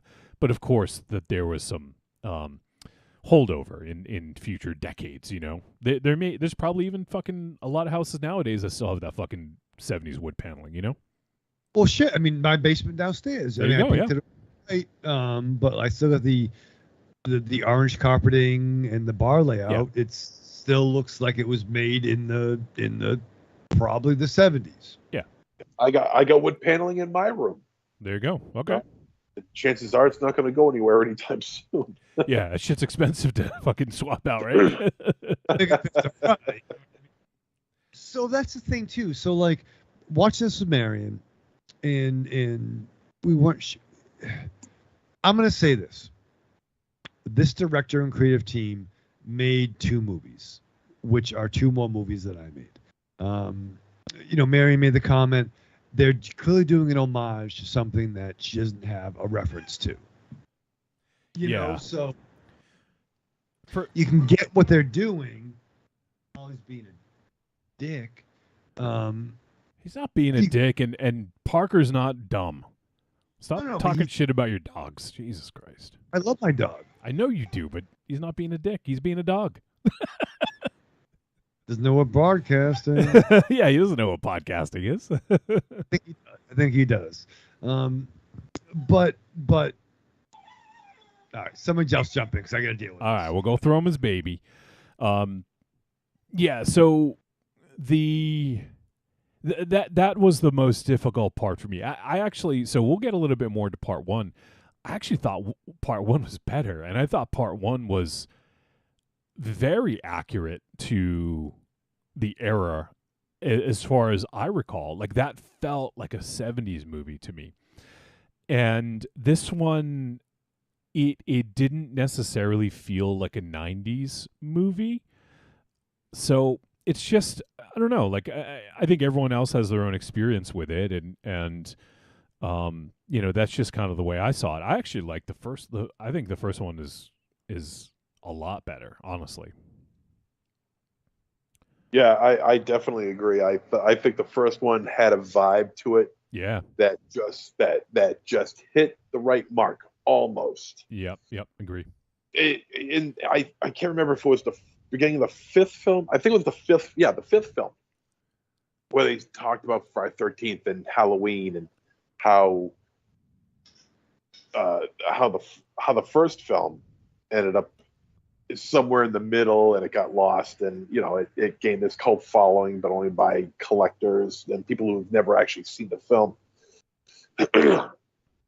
And they try, and what they're doing is that they're trying to get you into the mentality of a Halloween or a Friday 13th film. Meanwhile, this doesn't feel anything like that. If anything, this feels like the B grade versions of these films: Mortuary, Sleepaway Camp, Oh yeah, New Year's Evil. Definitely, yeah. Movies like that. I mean, slasher flicks. Happy Birthday to Me. They felt more like those movies than they did of any Halloween or Friday the 13th film that I could think of. And I mean, that might be, I guess you could say it's just a nitpick, but it's a noticeable nitpick if you know these B grade movies. Yeah, and you probably have. I mean, you and Josh probably have a better sort of understanding of that than most people would. But Josh, I'm curious to get your thoughts. Do you agree with that? I do to a certain degree, because I think in many ways, Part 1 definitely nailed the time period feel better than Part 5. Yeah. And oddly, what hasn't been mentioned, but I think is the thing that kind of clinches it, is the soundtrack. Oh yeah. The soundtrack is so. The people doing the soundtrack sat there and they listened to the Phantasm soundtrack and the Halloween soundtrack and said, "We're going to meet somewhere in the middle." Yeah. And because there are some kind of detractions where I feel like I don't necessarily mean this as a criticism, but whereas I think the storytelling and aesthetic of the first one is a little bit better than the fifth one, I think it looks cheaper, like a cheaper film, but not in the right kind of way. And I only attribute that to the fact that it's most likely shot digitally, and it's hard to really nail that 70s, early 80s look digitally. Mm-hmm. But like that look can still work for a 90s film, but there's kind of a more distinct image difference between a 70s film and a 90s film. Yeah. I can agree with that, yeah. Yeah, but I think then they slapped that soundtrack on. Yeah. And I mean, the soundtrack in Part 5 was decent, but it felt more like a throwback. Like nowadays we get a throwback film that's supposed to be 80s, and it's super heavy, over-the-top synth. And like if you actually watch like an 80s film, there's synth, but it's not like blaring at you the whole time. Yeah. And that's kind of like the soundtrack in Part 5 seemed like somebody doing a throwback thing, where this one more appropriately fits the film. Yeah. I would agree with that. I thought the soundtrack was actually really well done. It really added a lot, especially to, as we've talked about, Part 1. Yeah. And I did notice that there was some similarities. I think there was some, similar themes and similar music that was used in Part 5. Yeah. And that makes sense too, because if it's a franchise, you're going to use the themes and just kind of rework them throughout the films. Right. Definitely. Like the Halloween. Like Halloween, theme. yeah, exactly. Yeah, it appears in some form in every film. Yeah. So, I think we'll talk a little bit about the characters. The interesting thing about some of the choices with Part 5 was, now you don't in a lot of slasher movies, it really how much you like a character doesn't really matter in a lot of those films because people sort of gravitate towards different characters. But I found it interesting that the asshole, almost almost made it all the way in this one, and I wondered if there was any sort of parallel to any other films you guys can think of, because it's almost like the innocent people or the seemingly innocent people were the ones that get picked off early, and and then the Raven Shadow said Ollie has to go out, so he'll be right back. And then we have the asshole character is the one that lasts and watches everybody die, basically. Yeah. Thought that was kind of interesting the way they did that. But I got to say, the characters in this first one, I found them to be almost just as annoying as the ones in part 5. I mean, unless I'm missing something here, the whole meow, meow, meow thing was really getting on my nerves. Yeah. I'm talking fast, man. That I just did not understand the whole meowing like a cat thing. Yeah, no, I definitely feel like the characters in part 1 were more caricatures. And it could just be a matter of my age, whereas I feel like the characters in part 5 were kind of exaggerated, but I knew people like half of those characters. Yeah. And then I watched part 1, and I was like, I didn't necessarily know people like that meowed all the time. Yeah. Yeah, the whole meowing thing threw me. Yeah, so the characters in part 1 do seem a little more caricature. But to a certain degree it works. Like our 2 main characters that are hunting down the killer. That works. Even the over-the-top goofy sheriff, it kind of works. Yeah. Because a lot of those 70s films had either goofy cops, or even if you go to something like Last House on the Left, where the cops were the comedy angle of the film. Yeah. And I don't know if anything's wrong, but everything just went funny on the pictures. Yeah, it recovered. I don't know what that was, but yeah. But yeah, as far as the cast of characters in the house in part 1, they do seem a bit less believable. Yeah, just a bit, and it can't be because of the cocaine either. You can't put the blame on that. I think for me, the 2 characters I liked the most in the first one were, I don't remember their names, but it's the 2 that watched the execution. I thought they had a great a great dynamic together. I agree. They were great together. Yeah, I thought those 2 characters were perfect. Yeah, and they were the 2 that I said I thought worked the best. That's what I thought. Yeah. Yeah, that's what I thought you meant. Yeah. Yeah, I would have liked, honestly, even in part 5, I think it would have been better to kind of reel in the character count a bit, because we even get some scenes at the beginning where there's, yes, you need a body count in a slasher film, but I felt like there was almost one or two too many houses that that we didn't need to see all of that. I think the first one with the couple where the guy was jealous of his girl, for dancing with somebody, that one's fine. But then the other couple, who, I can't remember the girl's name now, PJ, but her parents, I just felt we could have just combined those 2 together, I feel like we could have combined the first couple with them. Now, granted, maybe in this one they're trying to outdo parts 2, 3, and 4 with, the amount of kills at the beginning. So, that's a consideration to think about.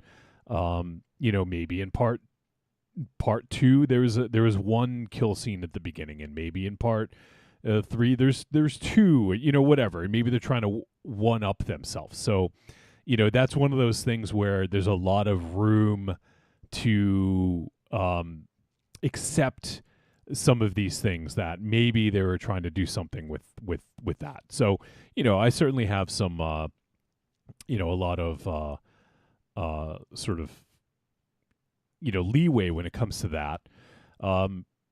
But the thing is, I love the idea behind this project and behind these movies. I really genuinely like what's being done. I feel like the execution may not have been quite there, but I do have to applaud the Jay Burleson, the director, for doing this and for giving this a shot, because I think it is successful in points, but I think for me, especially with part 5, if he was referencing certain things, if there were certain movie references or touchstones that I didn't really identify with them, and the movie was kind of losing me a little bit. I did enjoy part 1 more, but with part 5, those characters were all just did not give a fuck about any of them. And the only one really was, PJ, the girl, and Maggie, played by Kansas Bowling. I think really the only 2 characters I liked in the whole entire film. And then there's even the ending of that movie is completely ridiculous. And once again, that's something that I'm sure is sort of reference to another one of those films, The ending to the first film? No, the 5th film. Oh, yeah. Where they're both in the elevator. Yeah.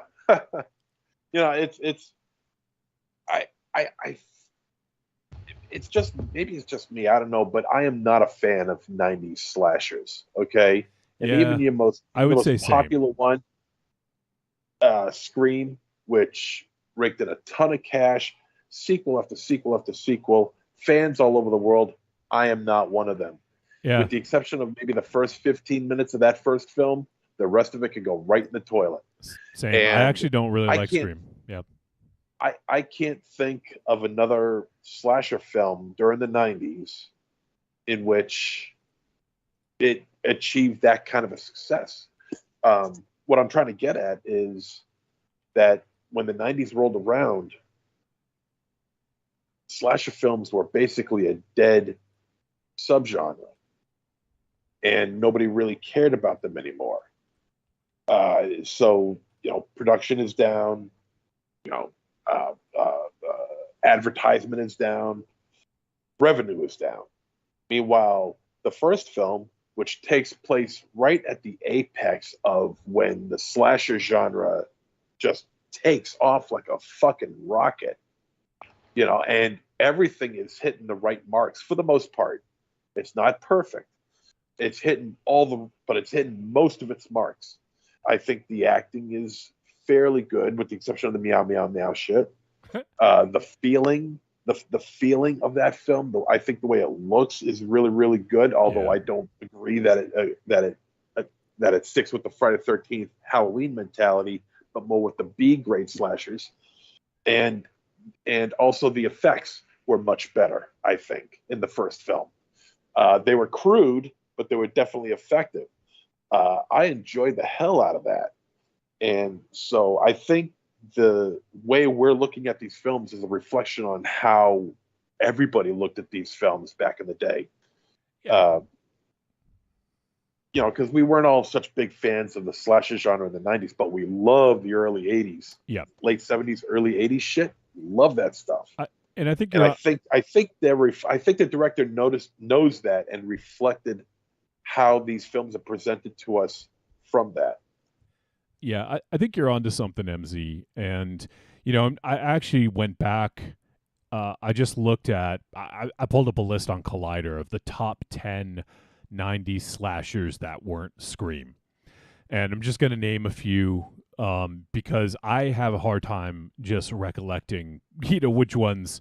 So here's a few. Wes Craven's New Nightmare, which actually was, I would say, the precursor to Scream, right? Like the sort of that came out in 94, and 94, it's good. Yeah, that one is good. Good. Yep.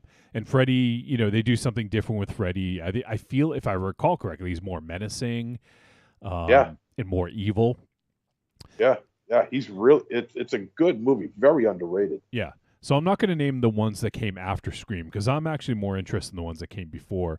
There's Maniac Cop 2 from 90. Okay. There's Popcorn from 91. Mm-hmm. It's a great film. Yeah. I love Popcorn. There is Child's Play 2. Yeah. Fuck Chucky. Jesus. Let me see. I navigated away. Let me look back at the list here. There is. I wouldn't count this. It puts Body Bags. I guess. Yeah, I wouldn't count that. Candyman '92. Overrated. Classic. At the same time, one says classic, one says overrated. That's funny. Good, but it's not. It's good, but it's not great. But there you go. I mean, there's not a lot of great '90s slashers, right? So maybe that's sort of the thing, is that it's it's referencing straight to video '90s slashers that just were not very good. And notice how you didn't mention any Friday the 13th films, any Halloween films. Well, actually, I'm surprised H2O didn't make it on there. No, it did. It did make it on the list, but it was I was only calling out the ones that were before Scream. Oh, okay. Because I feel like like in an after Scream world, slashers changed. They tried to because we had a flood of slashers after Scream, but they had a very different aesthetic and storytelling style. So there was I know what you did films, The Forsaken, Urban Legend, Valentine, Urban Legend, yeah. So I do feel that there was Cherry Falls. Yeah. So I feel like that's sort of the point where slashers changed was Scream. It was so successful. I mean, like MZ said, I agree with. I actually don't really love the movie. I like the first, the scene with Drew Barrymore, and that's kind of it. And then it gets a little bit too cute for me, So, but I know a lot of people love it, I appreciate it for what it did for the genre by bringing a lot of people back to it. Yes, for that, absolutely. But, I mean, I'm just still waiting for people behind the film to acknowledge that the bulk of the film is an unacknowledged kind of remake of Mario Bava's Blood and Black Lace. Yes, thank you. Thank you. I was waiting for that. I mean, there are some... the story is different, but visually and kind of on the whole setup, there are some extreme similarities. And I'll even say this: just go on Google Images and pull up a picture of Ghostface, and then Google the killer from Blood and Black Lace. Right? Yeah. Yeah, you'll be amazed by what you see. I'm doing that right now. All right. Because I actually haven't seen Blood and Black Lace, so okay. And I haven't seen Raven Shadow. Where's he? Oh, he said Ollie had to go out. Yeah. Oh, okay. Well, that was 15 minutes ago. So the killer, yeah. Yeah, he wears a black top hat, black trench coat, and a blank white cloth face mask. Yeah. Okay. So, I mean, if you put those two side by side, there's a very similar aesthetic going on. Yep, I could see that. Yeah. That's interesting. And you know what? I'm just going to say it. Blood and Black Lace is a really old movie, so I'm not going to feel bad spoiling it for people. But the other thing is, in the end, you find out there are two killers that have been taking turns to cover for each other. Ah, there you go. And there it is. Yeah. See how it works? Yeah. So that's what I'm saying is there's some... the story is very different, but there's some very obvious similarities between the two films. Yeah, and Wes is much smarter than this. Wes is so much smarter than this. It's sort of actually. So Josh, last week, Yep. I couldn't believe that I didn't pick up on that. But so you were talking about From Black was the film last week. Yes, and and how similar it was to A Dark Song. Yes. Was it a Dark Song? Was that the one? Yeah. Okay. Yeah, Yeah. it was. I get that confused. I always get it confused with there's another film we did right around that same time. But yeah, you're right. When I went back and read the synopsis, I was like, "Holy shit, that motherfucker's right!" Like I forgot it was almost exact. It even has that whole thing where like the woman meets the guy and he explains that the entire Right. ritual in A Dark Song, that the entire ritual will take like a week, Yeah. and they have to get all the electronics out of the house. She has to go on a special diet and cleanse herself. Like it's Yeah. like so much of the same stuff. I haven't seen A Dark Song since we did it, which was like 2016, I think it was, or something. Yeah. So 7 years is, I just didn't remember all that. But I love that movie. I remember a lot of parts Yeah. about it, but not all the details. Yeah. So yeah, you always like, holy shit, he's right. But yeah, I guess if you guys are right about Blood and Black Lace and Scream. I mean, I haven't seen Blood and Black Lace, but from what you've said, it sounds like yes. It's possible Craven just took that and was like, hey, let's do this. Right. Yeah. Corny posted a And- picture of the killer and says that's Rorschach or The Question to me more than Ghostface. Yeah, I mean, it definitely looks like The Question or Rorschach, but I see what Josh means about the general sort of look and silhouette. Yeah. Think of it like a inverted colors. Yeah. But even like if those two characters were to pop up in the background behind a character, they have essentially the same look. Yeah. Yeah, it's kind of like Darth Maul and the creature from Insidious. Exactly. There's a crossover there that they haven't taken advantage of. Right. It's a license to print money. The I'm character surprised in Disney hasn't Insidious jumped on it was yet. a Sith master, right? Sith Yeah. Lord. But that's what happened when Darth Maul got cut in half Yeah. and went in the pit and once he perished, he went into the spirit world and became a demon. The story practically writes itself. Yeah. So it is interesting. You guys bring up a really good point about the early 90s being a fucking black hole for slasher films. The 80s were the heyday, right? And then it just it's funny is it's almost it almost follows the trajectory of metal, where metal was like growing, hit its height in like the 80s, and then grunge alternative came out, and then metal just went way fucking down. Yeah, I never thought of that before. Well, I haven't either. I'm told. I mean, now the other two interesting things about these films and their time placement is if you think of the real height of the slasher, that'd probably be what, like 82 to 84. 82, yeah. Yeah. So we have this part one of this series, which is right in that beginning, because Halloween. it came out. It was like before Halloween, is what it said. Like right? after Halloween, before Friday the 13th. Yeah, it said I think they said the idea for it was before Halloween, but they tried to capitalize on the popularity of Halloween. Right. But historically, Halloween was the thing that really kind of brought the idea of the slasher into popularity, and Friday the 13th is kind of the film that cemented it and launched it. Yep. And then we have part 5, which takes place at the decline of they're like bookends of the slasher. And then all the missing films still are actually take place within the actual heyday of the slasher film. Right. Yeah. The mid to late 90s, mid to late 80s. Yeah. And as much as I love the Lost film aesthetic, like the story, it's easy to believe when somebody makes a film and it's played off in the story that it's a Lost movie.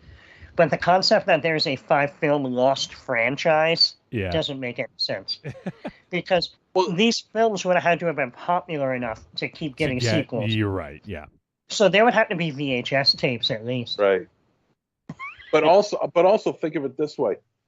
It's easier to believe a lost film existing from the late 70s, early 80s as it is to believe that there's a lost film from the mid 90s. True. Yeah. But would it have been better if it was not a lost film, but more like something like Heavy Metal or Blade Runner, where it was a big deal when they came to VHS, right? Like if they were maybe like, Heavy Metal might have aired on TV, and I know some of us may have had friends who recorded it, but when it finally got VHS release, so we knew it existed, and there could be knockoffs. You know what I'm trying to say? Like, and I'm with you on the lost film, right? Exactly. There's no lost films anymore. That's kind of stupid. Well, there are lost films, but lost 5-movie franchises is tough. Right. Yeah. I can find the first Nightmare on Elm Street. That's not hard. Right. And this is obviously kind of based on Halloween. Probably the most, right? This is the most Halloween slasher. Like copying. Yeah.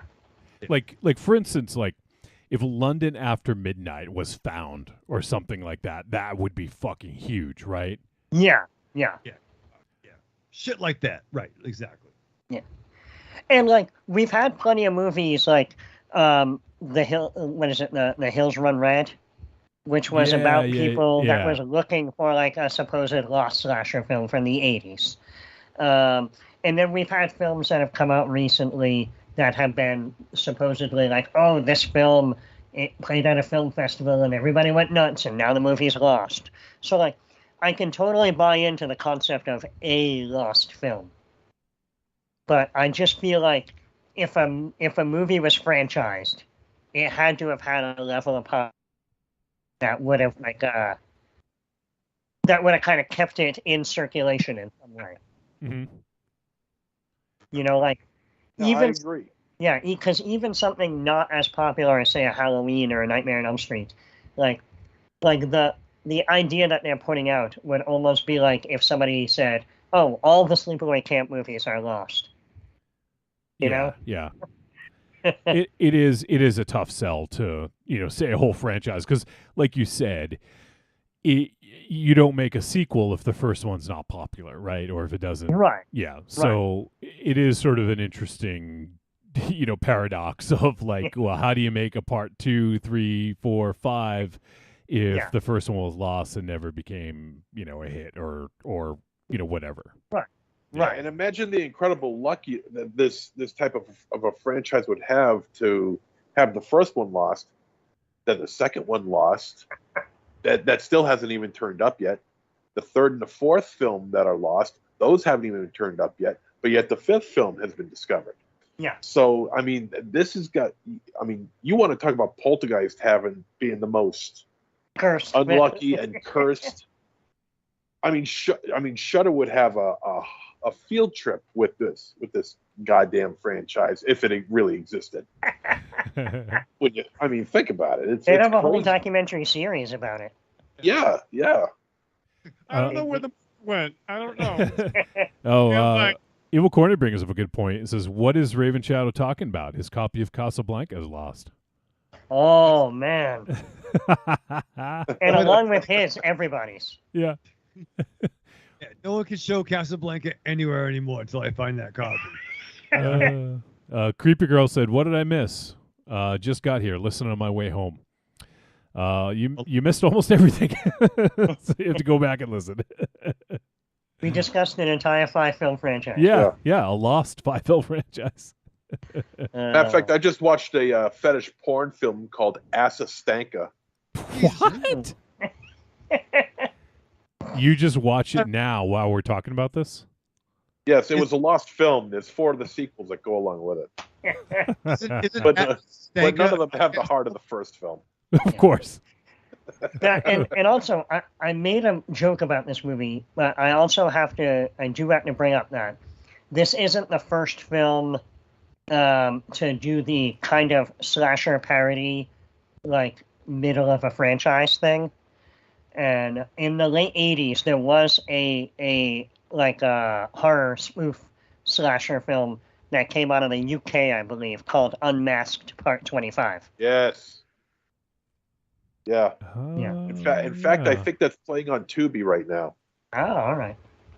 Wasn't there Friday the 14th? Saturday the 14th. Saturday the 14th and part 2. Yeah. Mm-hmm.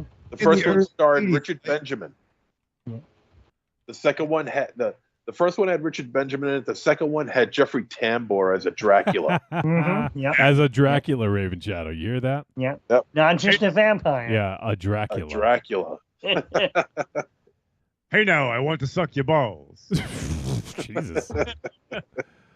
Wow. Renfield, bring me my ass cane. Now, I haven't seen Unmasked Part 25 in a long time, but I remember it not being that good. So I'm just going to go out there and say that the third Saturday in October, Part 5 is better. Yeah, here it is, Unmasked Part 25 on Tubi. Yeah. On the it's funny, on the poster I'm looking at, it says it's a cold, cruel world, but Jackson can hack it.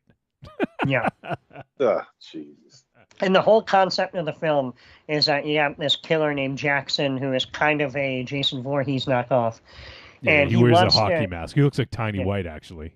Yeah. And he wants to stop killing and find a girlfriend and settle down. Aw, poor guy. Yeah. He just wants to find love. Mm-hmm. Almost sounds like Psychos in Love in a way. So I do want to sort of start to wind things down. I know we didn't talk in great depth about part 1, but I think we referenced it here and there. But I will say another thing about part 5 for me is I feel like they went to the well a little too often with keep going into the bedroom. Like it's like everyone eventually made their way up to the bedroom and to like where Peter was tied up. And I don't know, like it just after like I can't tell if it was going for laughs. Like each time like we're just gonna go and do this thing and see everyone's reaction to it, or if it was just budget related. They're like, oh, we have this one room, let's just do it here. It just after like the 4th time, I was like, yeah, okay, like I get it. Yeah. Because everybody just kept on coming in, seeing the dead bodies on the floor, and they see the guy tied up with his toes cut off, but they don't try to help him. They just run for their own lives. Right. I mean, yeah, that's funny, but is it supposed to be taken seriously? Because I mean, stuff like that you laugh at, but I have a feeling that was meant to be taken seriously. I could be wrong. The best example of uncertainty about whether it's supposed to be ridiculous or not was when Sharon, played by Parker Love Bowling, was heating up the pizza, and she goes back when she goes when she gets killed in that scene, and she gets the hot pizza on the face. Like, it's a great idea. I think the actual execution of that was actually not very good, but seeing her run around that little kitchen island while there's a killer, there's a killer right there with a fucking mask, and she's just going around in circles screaming. I was like, all right, like this is just like, I don't know if this is done for yucks, cool, but like it's just a little too much. Yeah, but even if it was done for yucks, I didn't find it funny. What was that, Rim Show? Essentially, it was like, we got movie sign, and they ran around like, like it was like really like, and it was a good effect. I mean, it was okay. You could tell it was just latex. It didn't look like burning skin. Yeah. Right. I wasn't really, but it was, and there was a head in the oven scene. But yeah, the running around the island fucking took me. Yeah, there was some scenes like that really just. I'm like, is this just supposed to be silly? If it is, it's still taking me out of it, you know? There was one little gag that I did have a high chuckle on. It was the pizza scene, but when she was ordering the pizza, and the lady on the other Oh, yeah. on 10 the other, to 45 minutes. 10 to 45 minutes. Yeah. I actually popped. I laughed at that. I popped for two things. One was the pepperoni shortage. Oh, right. Yeah. And then how do you spell Sharon? Oh, yeah. See, that's that. Now, I mean, it's not clever. It's not clever writing, but that's a joke that could fit into any movie, and it would be funny. Right. Yeah, and it had a good delivery too. Yeah. Like how she So did the answered. pizza. Like, yeah. Yeah, I agree. Because I thought that was funny. Like that just straight up was funny, that whole call. Yeah. Yeah. And that's Yeah, the thing I that's thought of it. I don't know who thought of it, but it was the humor in that felt completely separate from the humor throughout the rest of this film. Well, and that's what I was saying is like sometimes it worked well on like, oh, I think I'm supposed to take this serious. Sometimes it worked really well on, oh, this is supposed to be funny. But a lot of it fell in that middle where I was like, I don't know how I'm supposed to feel. Yeah, no, I agree. And like there's just some weird character stuff like with the physical trainer, like his gimmick was like, you know, that's a foul, 15 yards, you know, penalty or whatever. and him saying he doesn't like stuff. Mm-hmm. Yeah. I hate pizza. Yeah, I don't eat pizza. I hate pizza. And like something else, like I hate pants. Like he hated pants, pizza, and like there was like something else. And I mean, I get the sort of crazy over the top characters.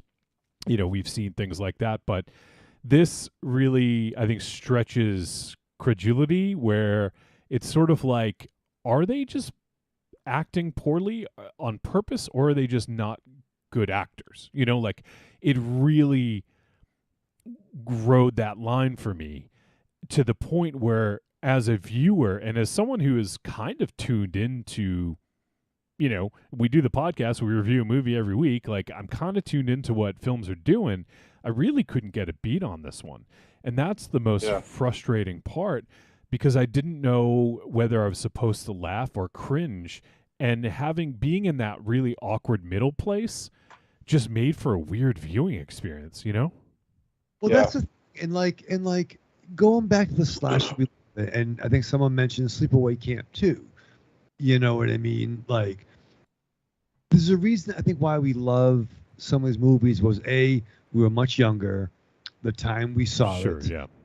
You know, and even down to look at something like Kiss, you know, meets the Phantom of the Park. You know, I think that movie. Right, but it's not good though. But Paul Stanley would say it's amazing. Spider-Man's amazing. This is something else. But it was like, if we got through one take sober, they would use it. Right. You know? They dealt with film. They had only so many days, like, to shoot stuff and a budget. Like, you know, I mean, when make Sleepaway Camp 2, somebody died by being stuffed in a porta potty. Fine. Why are there leeches in there? Fine.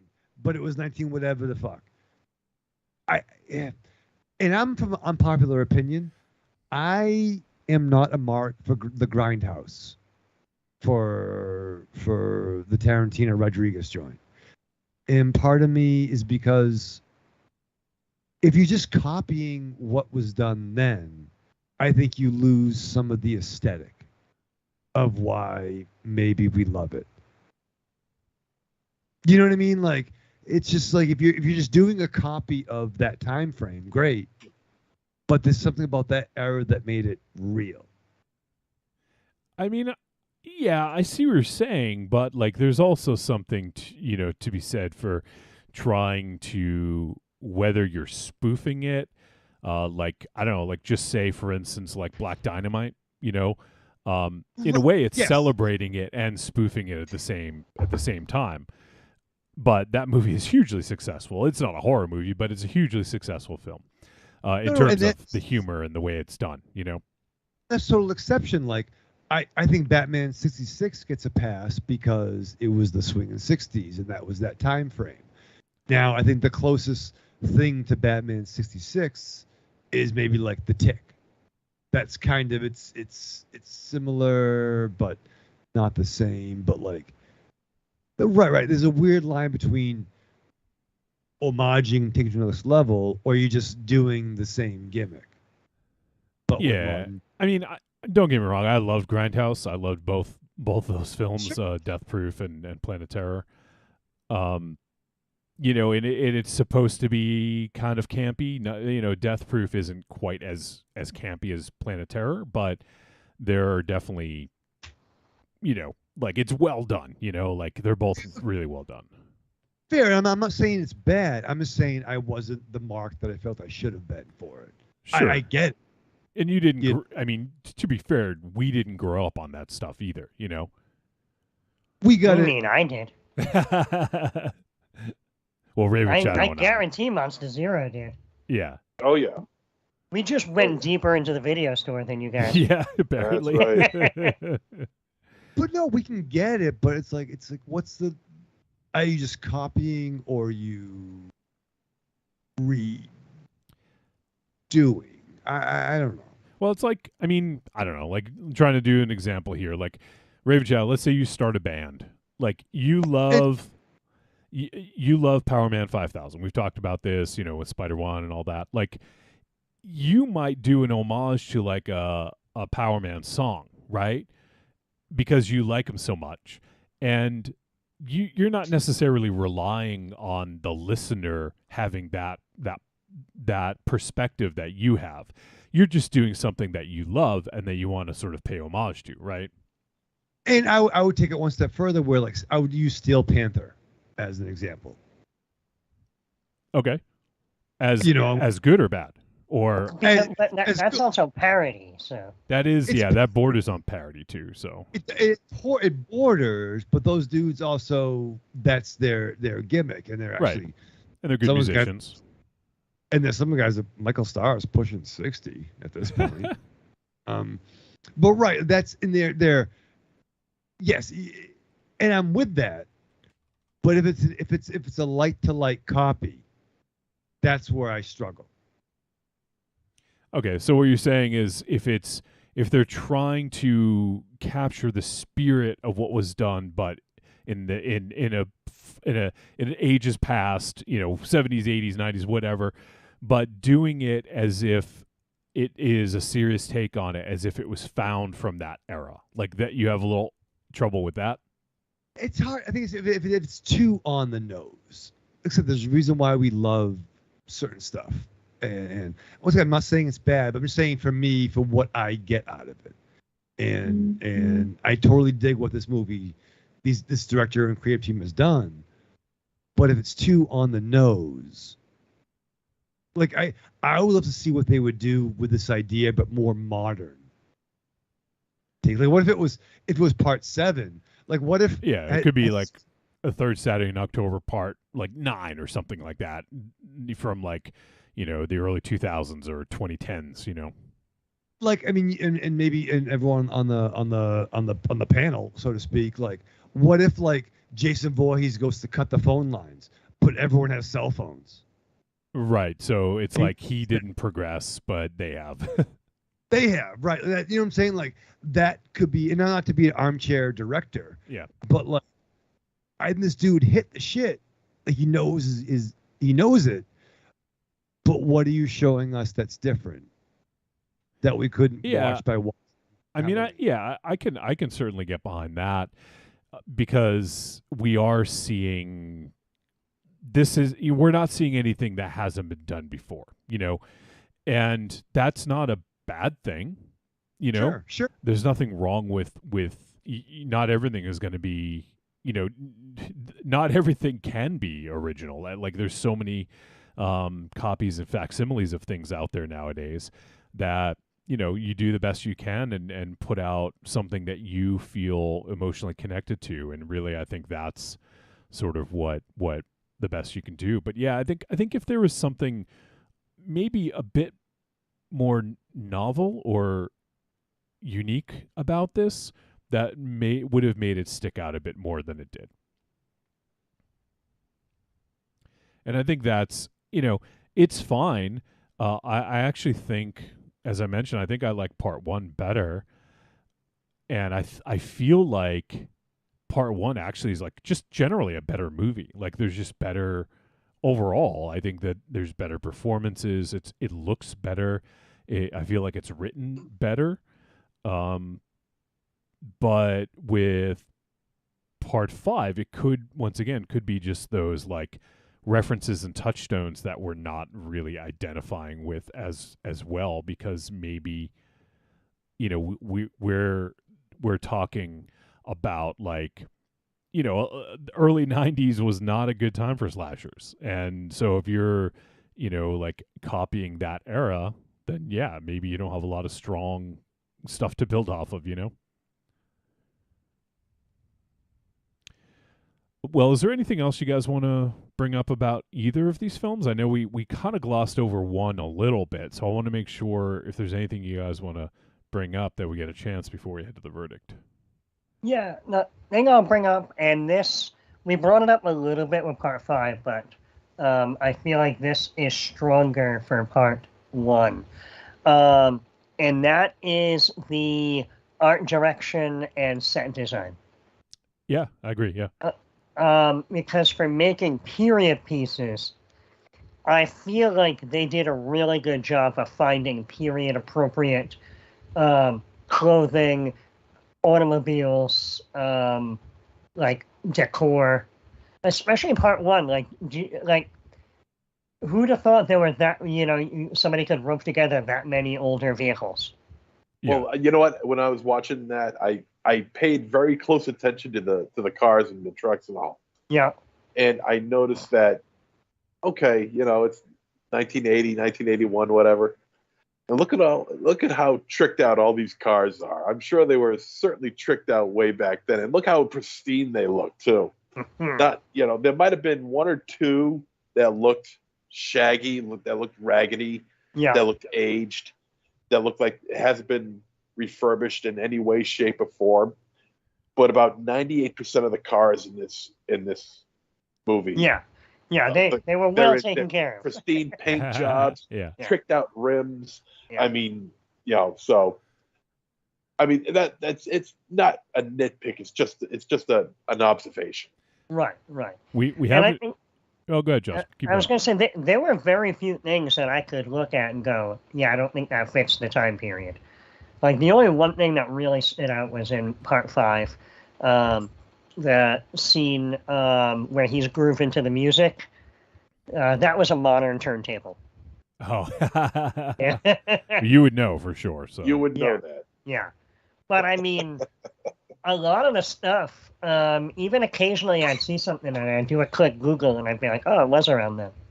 Yeah, like even in like in part 1, some of the stuff they had in the what was the name of that fucking restaurant that everyone went to? I can't remember the name of it now. The Bronco Burger. Bronco Burger, yeah. Even some of the stuff in there, like felt to me, anyways, felt like it was of that era. Felt genuine. Yeah, and an interesting piece of trivia, because there's the scene where the two people that are looking for the killer are talking to the sheriff, and he tells them that if they need to contact him, to call 911 and ask to have it patched into his radio.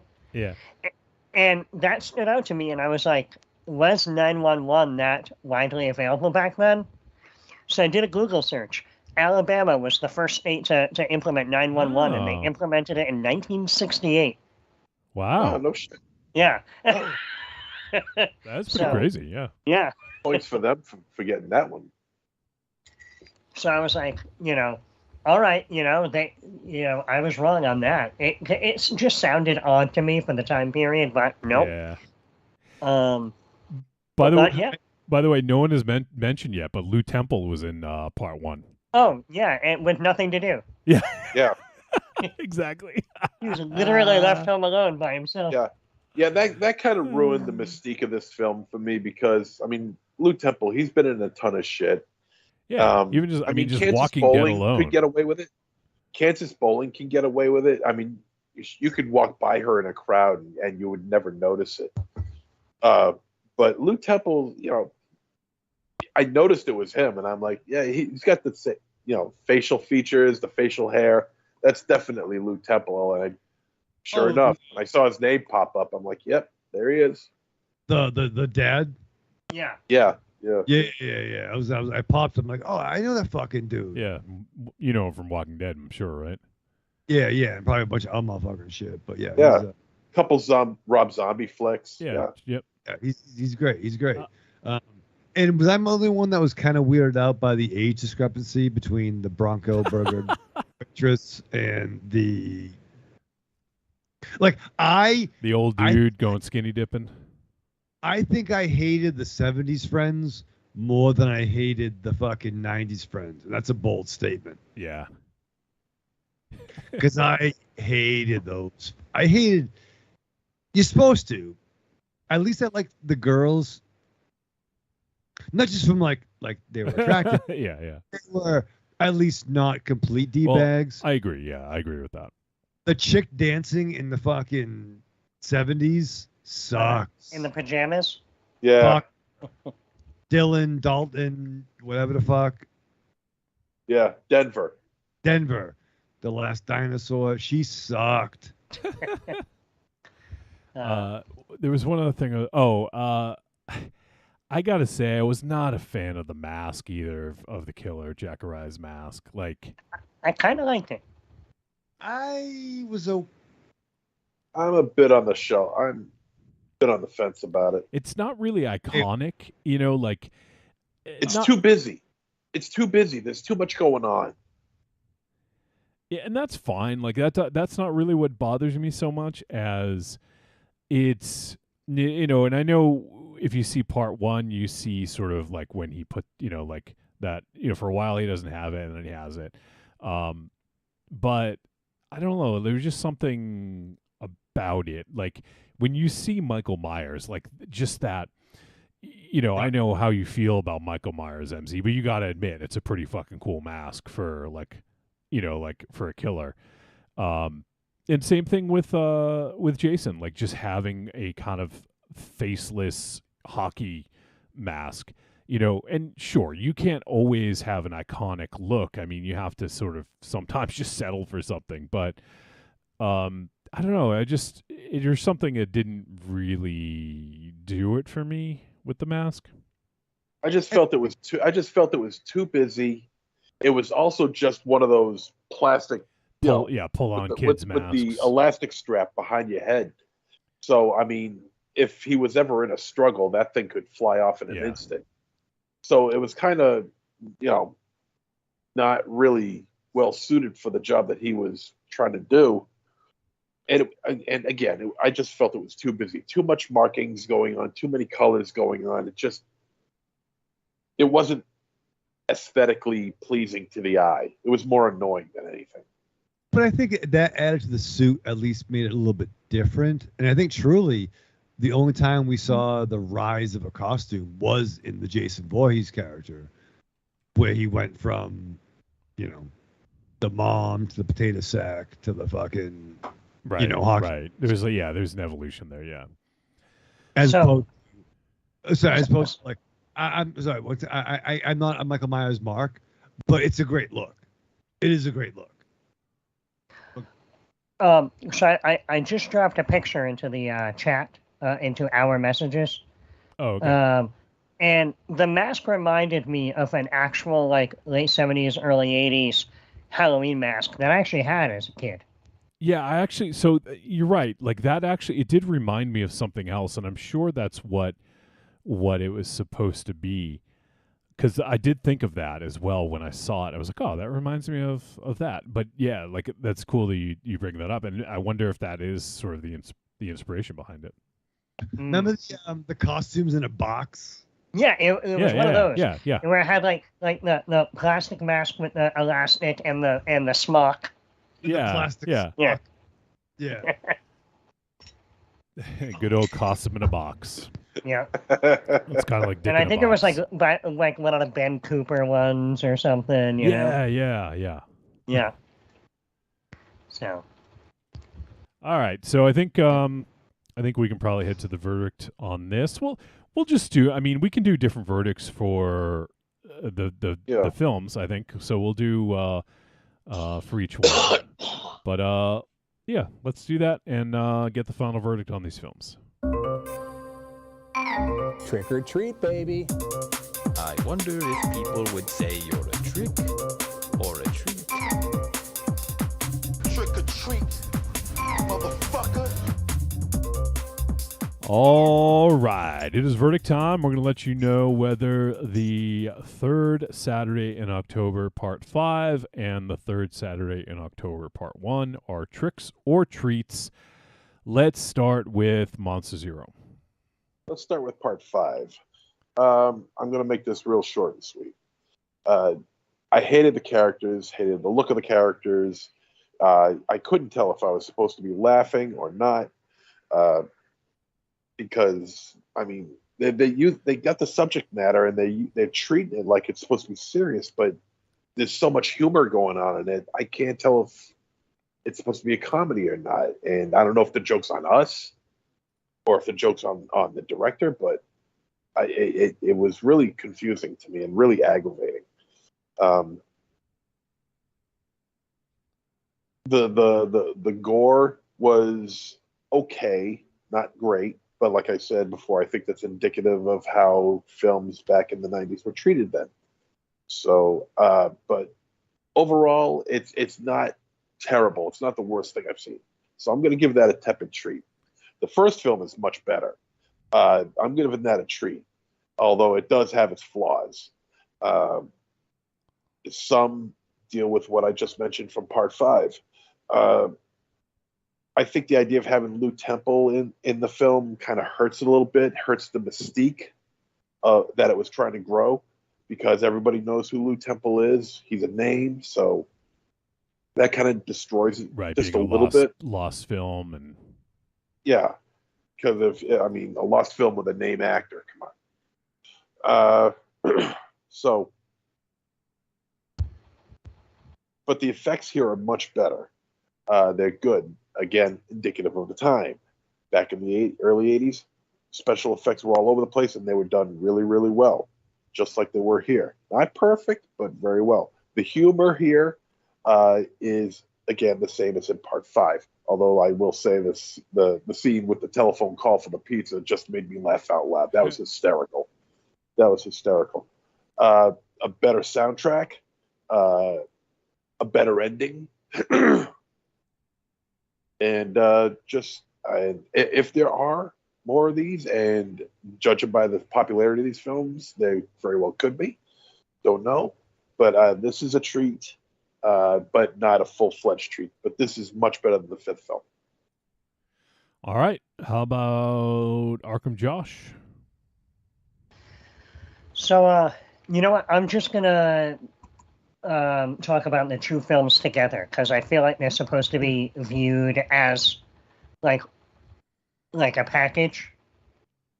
So both of them had their weak and strong points, mostly in the tone, some in the acting, and some in the effects. Both of them did interesting things with music. The first one had a better overall score, whereas Part 5, the score parts I didn't think worked great, but it had some good supplemental music where they actually licensed some lesser-known 90s bands, and at least one modern band that has a really good throwback sound. And even though sometimes I didn't know if I was supposed to be laughing or trying to take something seriously, overall I found the films entertaining. And, at some point, I might even revisit them.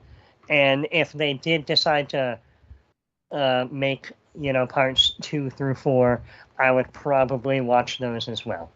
So, since I'm a little bit in the middle, I'm going to give it a tepid treat overall. I know I've had a lot of criticisms, but it was still entertaining. And I am going to recommend it. And I would definitely check out what the director is doing next. And I definitely think whoever was in charge of getting all this vintage stuff and doing the set decoration, they probably have a future in film as well, because they kind of got the assignment and ran with it, you know. So yeah, tepid treat overall. I recommend if you want something kind of entertaining and fun. All right, Michael Ravenshadow. So once again, I'm also too going to kind of merge them together, and I do want to say, you know, once again, the director and the creative team made 2 more movies than I've made. I feel they were. I can only assume no home movies. You've never made a home. I'm talking about that. No, I mean, not one he's going to let you watch. No, I wouldn't want to watch any of them. So I made a couple of shorts in the early 2000s, like 20 seconds long. it's on the shorts, if you will. But once again, I would only assume they made the movie they want to make, and I feel that they achieved that goal. My only issue from a viewer is that it was maybe too on the nose, and it's hard to have nostalgia when you're making nostalgia. You know what I mean? You're what you call prefab, whatever you want to call it. Yeah, but you're formulating, you're creating nostalgia, whatever the fuck. But but I would still be down with what this director does next. I think it probably could have been really 2 cool trailers. You know, I don't know if it needed features, but once again, for me, it was too on the nose. But if you do, they totally achieved the goal of making a throwback slasher. This fits in the the maybe not pantheon archetypes, but it'd be in the conversation. Like it feels like that. But with that said, like I said, it's just, I don't know. I'd much rather something from the 80s than seeing something just made to look like it. But with that said, I'm down for what they do next. But I would say this, for me, it's barely a trick, but check it out if you do want that. All right. For me, I'll do part 5 first, and I'll be relatively brief because I've said, I think most of what I wanted to say in the discussion, and I'm going to echo a lot of what some of the other guys have said already. But for me, part 5, for me, it's a trick. I'm just going to say flat out trick. I was just confused by, kind of what I talked about of, really towing that line. Am I supposed to laugh here, or is it like okay that I'm cringing? It's that weird line where I just don't know, and it just made for an awkward viewing experience for me. So I really didn't. I actually wanted to watch part 5 first, but I ended up watching part 1 first. Reason being is I showed the trailers to T-Dog, and she's like, she only had time to watch one. She's like, I'll watch the 90s one. So I had to watch the other one before, so I ended up watching part 1 first, which I do wish I'd watched them in reverse order. I think I actually would have appreciated 1 even more. But I think 1 is a treat. So it's funny. 1's a trick, 1's a treat for me. I think part 1 is really well made. It just fits the aesthetic, and so it could be that I identify more with that style of film. Maybe what the director was going for in part 5 doesn't connect with me because I don't remember 90s slashers very fondly, especially 90s slashers before Scream. Just, it just wasn't a very good time for slashers, and maybe that's part of why this one's kind of at arm's length for me. And it just was difficult to see, was the acting bad or were they directed to be bad? And that's the thing. I just had trouble with identifying that, and it just made for an awkward viewing experience. I think the craft is there. I think the way it was made, it's really well made for low budget film. As Josh said, like I think the person who did the set design, costume design, like was right on.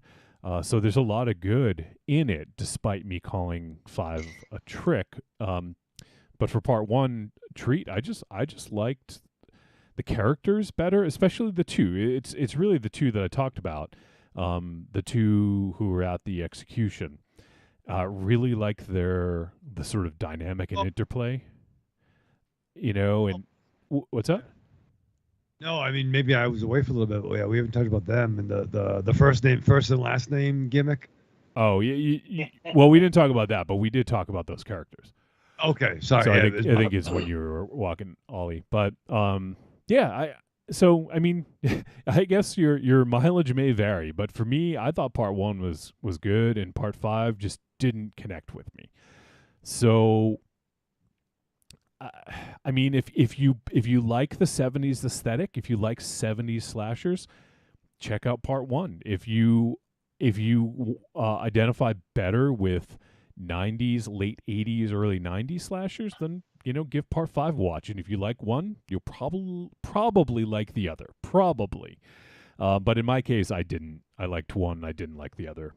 But it seems like for the most part, there's mostly treats, varying degrees. So, I mean, you guys can decide for yourselves. These are available on VOD currently. I don't know if eventually they'll end up on any streaming service, but currently they are on VOD. So give them a look. Check them out. All right, next week. So I'm excited about this. It's I didn't actually know this movie was getting a VOD release until Monday night, or Monday they announced it was coming out the following day, because we would have done this one right away. Like this is one that we would have hit immediately, but they didn't announce it until like the day before. But next week we will be talking about Evil Dead Rise. Just hit VOD this past Tuesday. It's that premium rental. $20 or whatever it is, and it dropped on May 9th. So you guys can check that out if you haven't already seen it in theaters. I know a lot of you probably have, but it is available for the premium rental. And so yeah, like $20-ish or something like that. I'll look it up and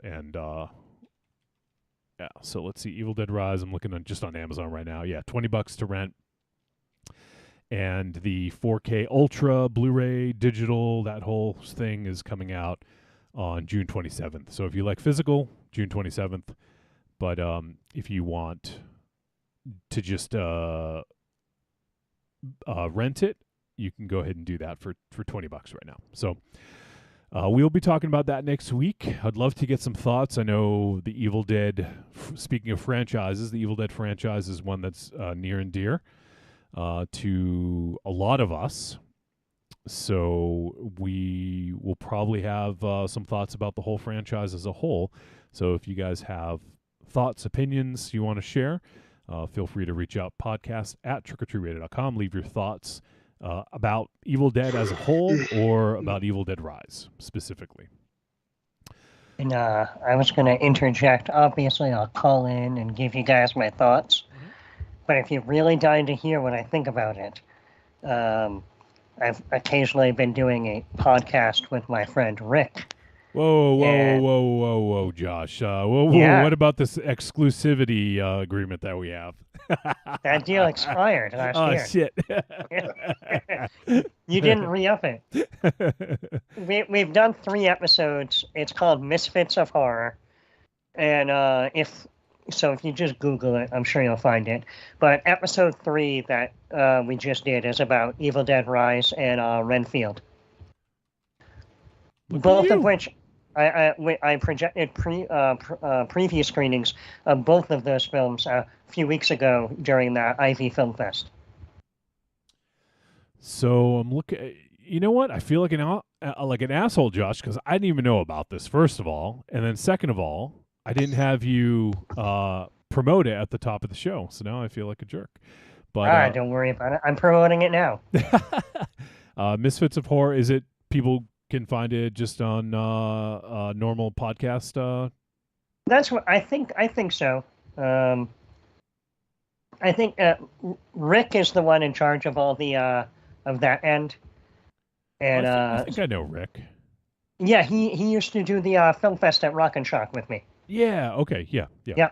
So he had previously a true crime podcast. He is a professor, and him and another professor at BCC out in Fall River had a true crime podcast. Okay. And that kind of wound down. And then he contacted me at the beginning of the year because he's like, oh, I forgot to cancel my hosting subscription, and it just re-upped. So I have podcast hosting for another year. He's like, let's start, So we've just like every few weeks, we'll do something, like. That's cool. So yeah, everyone go check out. I'm just gonna try and pull it up and see if I can find it on the different channels here. But yeah, so I hope it's actually out there. Yeah. Hello. You can just call Josh and have him play it over the phone. Yeah. Cool. So you guys can check that out. I'm gonna look it up in just a moment. We have some voice messages to get to. We got 2 of them, I think, and then we'll wind down and close things out here. So let's see here. Let's check in. I think he's going to talk about the film. So let's first check in with our main man from Alabama, our boy, Evil Corny. Yeah, boy. Hey, guys, I'm giving both films this week a treat. With the first of the two, I guess the original Third Saturday in October, I thought it was a real good Halloween knockoff. It's a couple of things that were like regional things if you actually live in Alabama. This film was filmed in Alabama, actually north of me. And it's little things like the third Saturday in October, it's actually called Tennessee Hate Week, and it's Alabama Crimson Tide versus the Tennessee Volunteers. And I don't think it's as big a game as the Iron Bowl, which is Alabama versus Auburn, but it is a rivalry between those two teams. And I thought that was real neat that all the killing happens around that football, college football Saturday, at most of the time at parties. Another thing that's local is the guy at the gas station was like from Coleman, Alabama, or I guess they were in Coleman, but if you actually live here, you would know like Coleman County was a sundown town probably until like the early 90s. Oh boy. To where it was pretty much a sign on the interstate saying that your black ass has to be out of town, by sunset, if you're black. So that was kind of trippy, that whole interaction. And, this is like in the 70s, so it should have been like much worse, in that area and everything. Or when it probably got violent in that, that interaction. But it was diffused. The other thing is, since it was like a 70s film, the whole thing about like Ricky and Vicky being like an interracial couple, they kind of downplayed that as them being friends. And I just thought that was real interesting. But, I guess it was of the time and everything. But I really thought that this was a real well-made film. I wish I had an uncle, like that was hosting that party, because they were having fun at that party, and he was down for his naps and everything with his young, girlfriend. Okay, with the other film, Part 5, which is interesting because, like, I really thought that it was kind of like a cheaply made version of, I guess the first film. It seemed like it was probably filmed in video. The quality of the, quality and like just the sets and everything were a little bit, just cheap, just seemed cheap and like straight to video and everything. And it was a lot of goofy stuff happening in it, like Jack. I forget the killer's name. Is it Jack Uriah or whatever? Yep. he's actually dancing in one point, and then like his mask seemed like it was animated, or was showing expressions and things. But overall, for what it was, I really enjoyed that one also. But like I said, I'm giving both films a treat. I'm glad that there is a live show this week, and I'll catch you guys next week. Evil Corny out. And Wolfie, try not to put video games on this computer, because from what I heard on Force Insensitive, that you were trying to play Jedi Survivor, and that pretty much crashed everything. Oh, yeah, and you still need to start watching Star Trek later. Nope. Corny, what the fuck, man? You selling me More out? shots fired. Like, yeah, Yeah, MZ, Corny, it was coming at Wolfie tonight. Selling me out. Well, I told the story about the hard drive on the Star Wars podcast that I went to, because I was, it's Star Wars related. I was going to install the new Star Wars game on my computer, but I had to free up some space. So I went to uninstall a few games that I had on there that I haven't played in a while. And then when I uninstalled games, that's when my hard drive disappeared. So that's what started, I guess. Thanks, Corny. Fucking selling me out. Jeez. So, well, cool. I'm glad Corny dug it. And yeah, man, Sundown Towns, that's scary shit. Just him mentioning that, like, gave me the fucking chills. That's so fucked up to even think that that's something that happened, like, in close proximity to our lives is insane. Yeah. That's pretty crazy. So, also, Josh, I found Misfits of Horror. Yeah. I did a search. I see it on Podbean for sure. And it looks like if people are looking for it, they might search because, as you said, it was an old feed. Murder on the South Coast, I think, was the name of. Oh yeah, because that was their true crime show. It was all it was all about crimes that took place in the south coast of Massachusetts. Oh, nice. Yes. So, but yeah, I did find it in a Google search. It didn't pop up on Apple Podcasts for me, but there's a lot of podcasts with either Misfits or horror in the title, so it's kind of muddying the results a little bit. But I'm sure people can just find it. But that's how I found it, was just doing a Google search, and it came up. So, all right, we got one more voice message. Now let's check in with First Time Mike. What's up, everybody? This is First Time Mike. Hope everything is well with everybody. I'm going to try to catch the movies. I just was able to see a review of the movies you're going to watch this week, and they look pretty fun, so I'm going to try to catch them when I can. But today, with everything going on in the world, I just want to just say some words of comfort from wiser people than I am. But today I got one that goes something like, "See my Damie, Pootie Tang don't want to tie to the Shamacow, cause that's a kama leap a chai, dig?" And I think what Pootie Tang is trying to say here is that material things aren't the way to happiness. It's your friends and your family, and great podcasts you listen to, or friends on Real Life and Facebook. People you can hold on to dearly, and friends that are always there in your corner when life is a little bit tough. Those are the real things that keep you grounded. Those are just some words of comfort today. In order to remember, call me down on the panty style. This is First Time Mike, wishing everybody the best, and First Time Mike drop. Sadate. Good night. Bye. What did you say? What did you say? Call me down on the panty style? Oh, okay.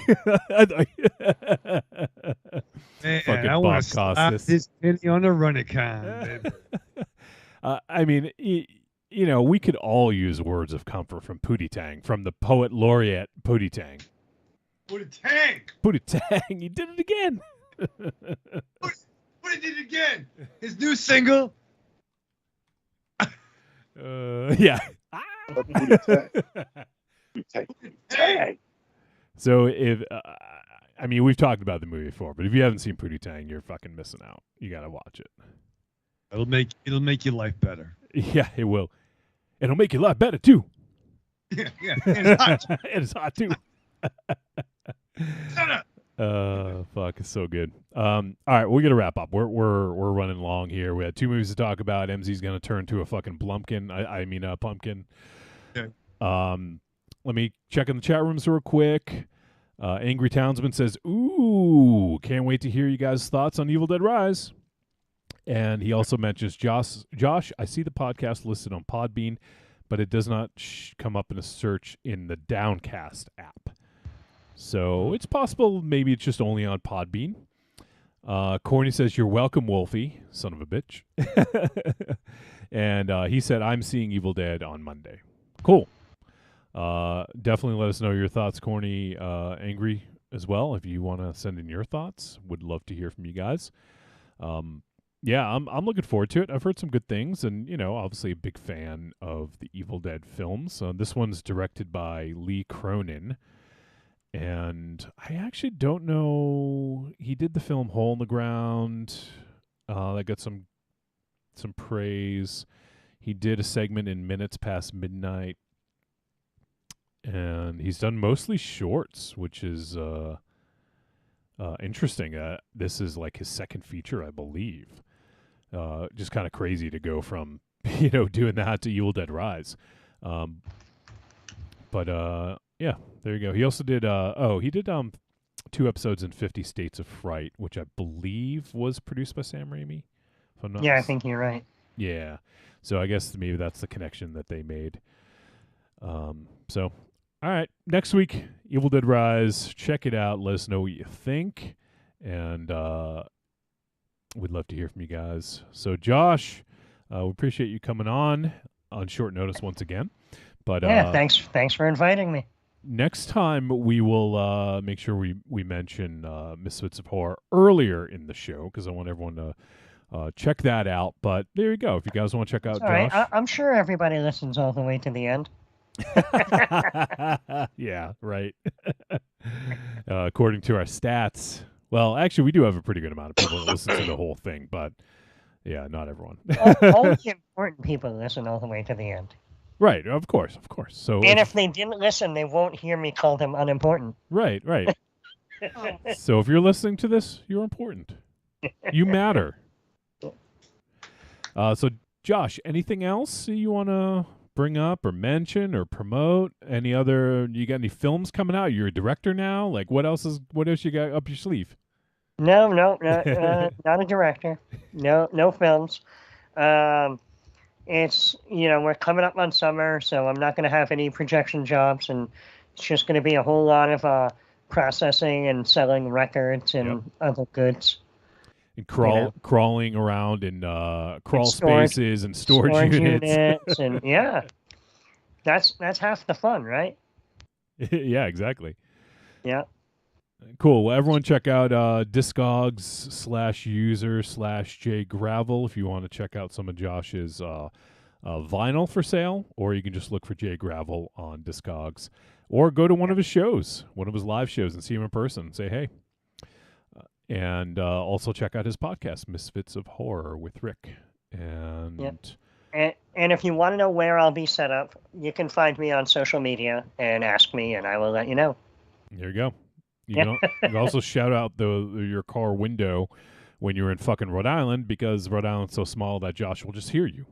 Yeah, I'll probably hear it, and I can yell, and you can just come to my house and buy records then. Yeah, there you go. That works too. Angry Townsman says, if you have not seen a trailer for Evil Dead Rise, do not watch one before you see the movie. Okay, I actually haven't. Yeah, I've missed them. I've avoided them. So I've only seen posters. Yeah, that's all I've seen too. The smile looking face looked like the Smile poster at first. Cool.